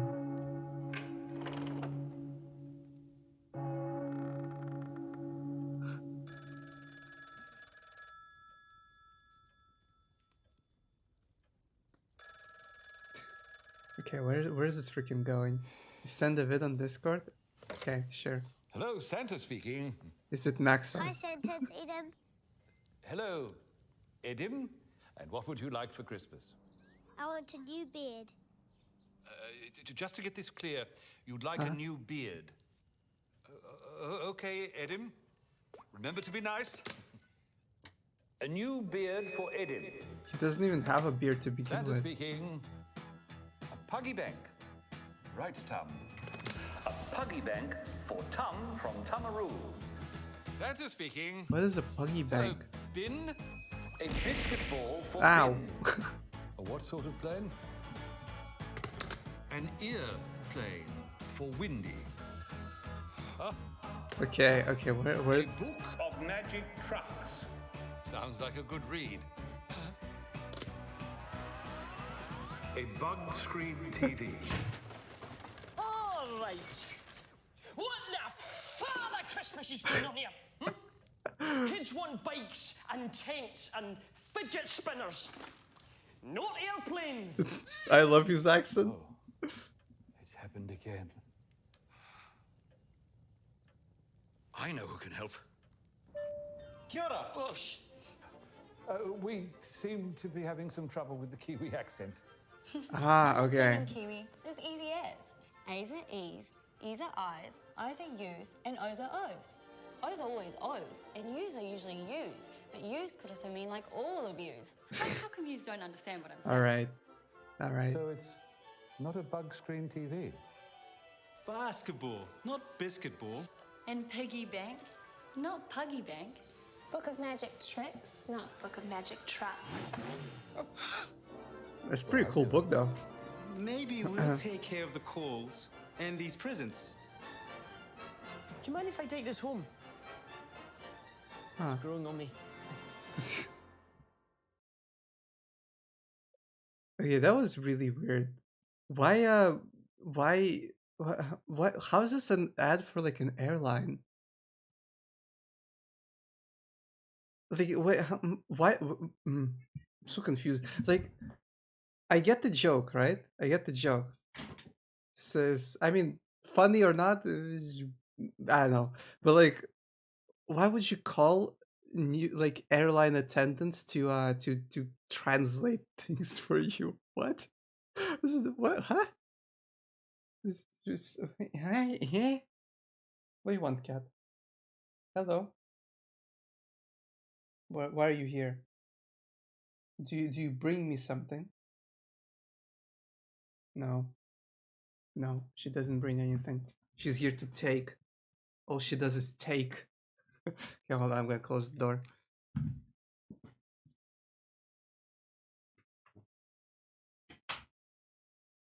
Yeah.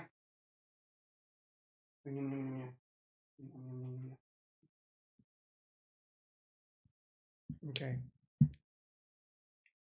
Cat has been sufficiently petted.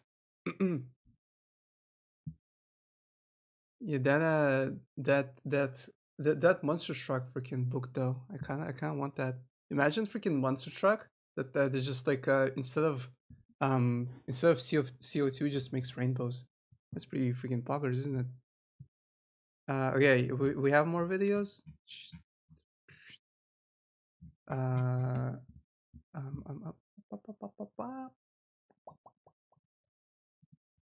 video. Bunny milkies. Fuck.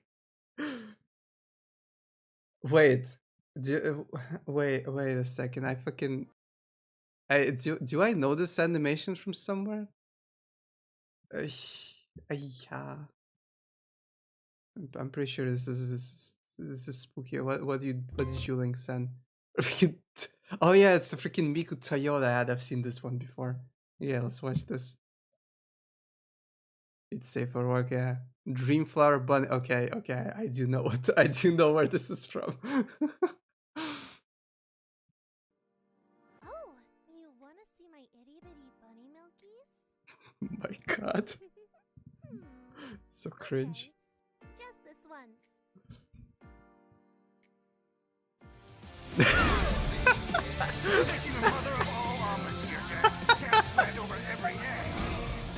Yes. This is what I wanted to see. Get your milkies out of here. This is what I want to see. Now these are milkies right here.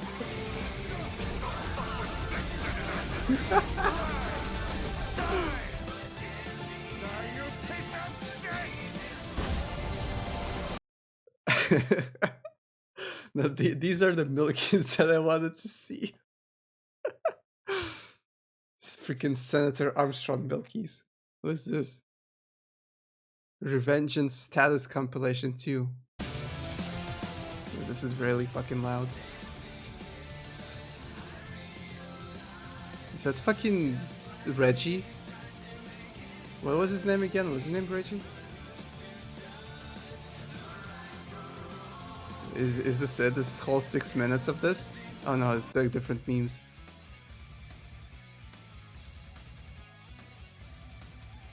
Alright. Thank you for Pat. Oh, what the fuck? Okay, this is kind of cringe. It's not funny. Is there anything else that's funny? No, there isn't. It's just noise. It's not funny. Go away. Let's watch the Toyota ad. Big dreams move us. Mm-hmm. They inspire us to create. Oh yeah, I've very much seen this. I think I've even seen this on TV actually. Then we build big works of art. At least they licensed the actual good song, you know. We also build compact works of art, and there's nothing small about that. Introducing the new 2011 Toyota Corolla.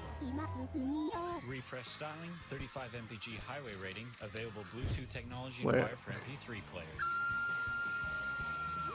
Don't fucking yell at me.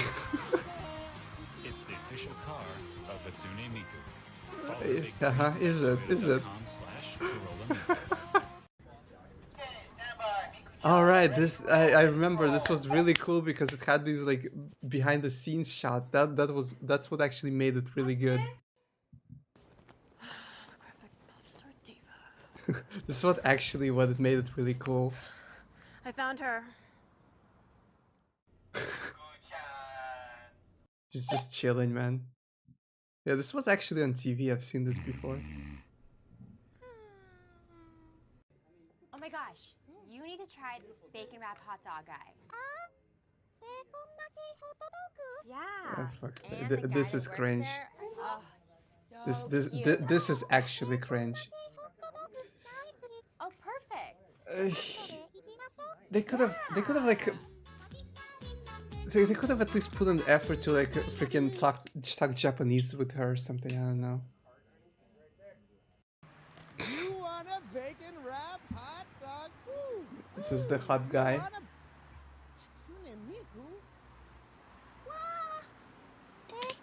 I'm cringing really hard right now. For fuck's sake. Hatsune Miku, Hatsune Miku, Hatsune Miku, Hatsune Miku. Oh, oh. He's living the dream, man. What freaking 240p? 240p? No wonder that he can't see anything.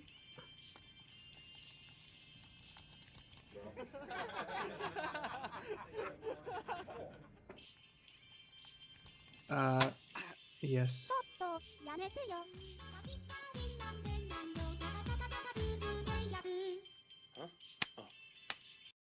You know, somehow these were more funny. I feel like these were more funny when I saw them on TV. I didn't.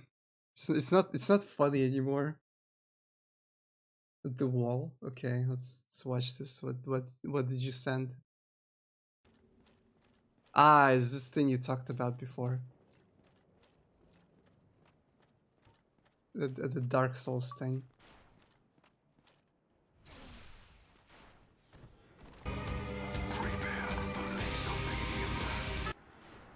What? That was loud. It's a long ass video.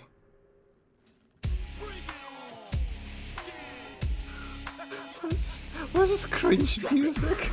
Oh my god, it's loud. Bro. Yo, Sen, can you change the category to just chatting, by the way?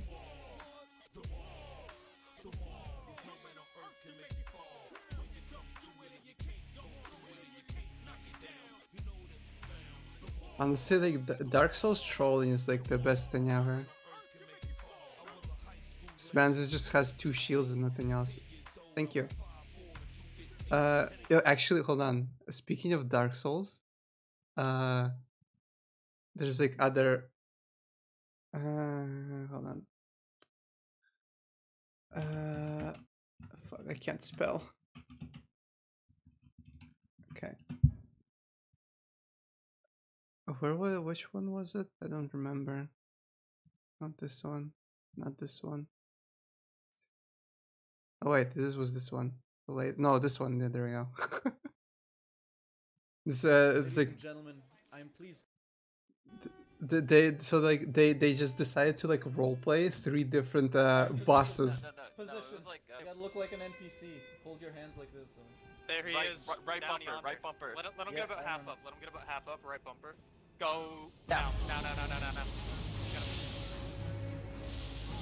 I want to do this with the boys. They see Maxers of it? Yeah, He's going I've seen all the it. way back to Limgrave.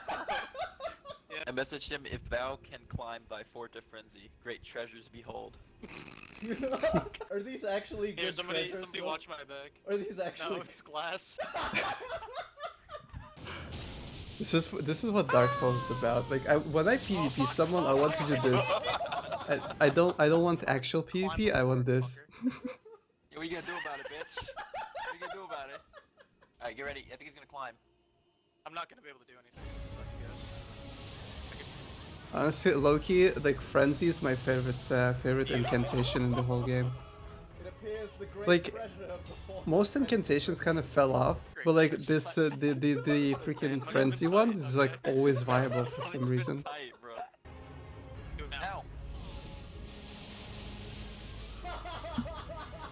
Wow. Go fire.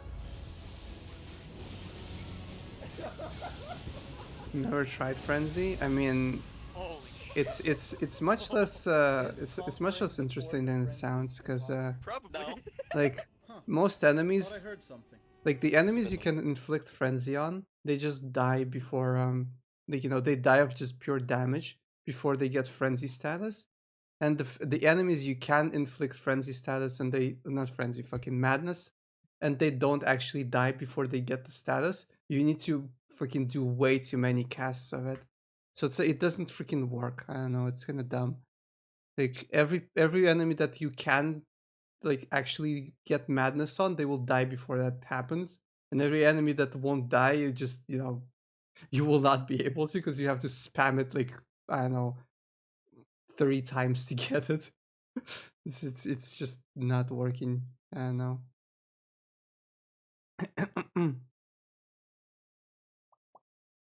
But yeah.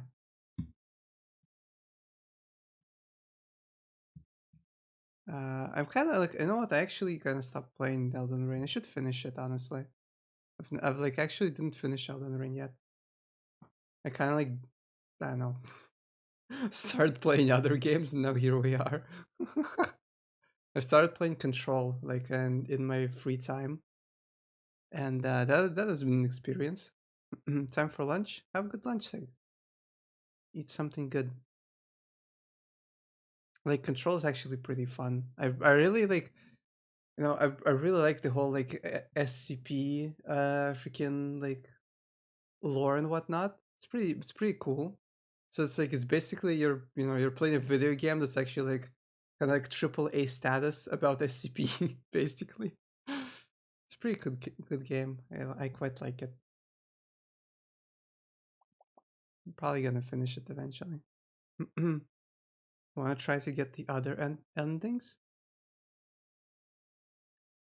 I mean, I don't think Elden Ring, like, Elden Ring has a lot of replayability because it's just a good game and it's fun to play.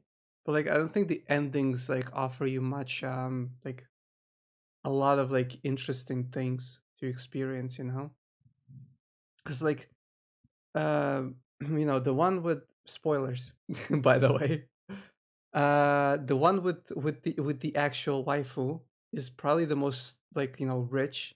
Then the three fingers one is like very different, so it's also pretty rich.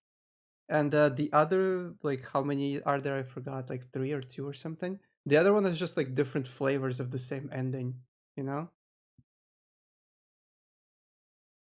I mean, you can do all of the story quests and then choose ally as well. Like, I have multiple runes of mending, so you can just choose the one you want, unless like one of them locks you in. I believe the three fingers one locks you in unless you use a specific item. If you like actually meet the three fingers, otherwise you can just choose the rune that you want and be done with it. Or just like if if you feel like the game won't give you a choice, then just throw out the runes that you don't want at the end. you know, it's like I've done all of the quests. I've done all of the quests that give you different endings apart from the gold mask one, and like I can just choose whichever I want at this point. I mean, I know where the three fingers is. I can like choose that ending if I want to, but I won't. But so it's like, they kind of like, I don't feel like the game is like kind of, the endings are worth replaying, like it's more worth replaying because the game is just really good. It's like, the like 2 or 3 of those endings just like the same ending but different flavor. It's like different colored basically. You got locked in the Flame of Frenzy and you're already in New World Plus. Just unlock it, forehead. A little bit of a Google search will tell you that you can get yourself out of it.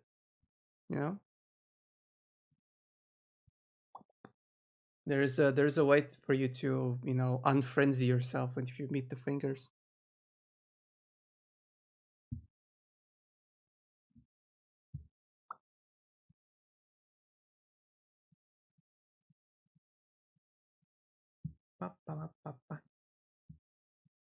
I need to like finish the game as well. I haven't really finished it. Taking like a big break from it, I suppose. Gonna finish it some other time.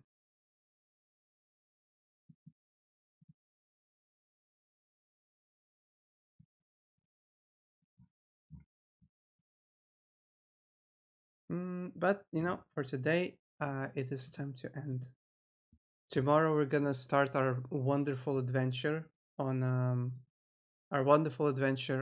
Metal Gear Rising. Can't wait to see all the memes. But for today, yeah, let's end. Let's go raid your boy who's doing some art. Because why not? Right, velvet. Boop, boop, boop, boop. Yep, there we go. Thank you for stopping by today. We're gonna do this artwork probably like on Friday or something. I don't know. Whenever I go back to it. And yeah, tomorrow's Metal Gear. I can't wait to start playing it. Maybe I'm gonna like make an extra stream if I feel like playing it more. And I feel like after Metal Gear, I'm just gonna stick with like other action RPGs. Probably gonna play like Rise or something, or like Resident Evil. Finally, I've never finished Resident Evil remakes. But yeah, thanks for stopping by today, and have a good. What the heck is it today? Tuesday? It's Tuesday today. Monster Hunter Rise. No, I've played it on stream before, but I don't really feel like playing it again at the moment. Maybe some other time. Okay. So, damn. Have a good one, and we'll see each other tomorrow. Okay. Okay. Bye bye.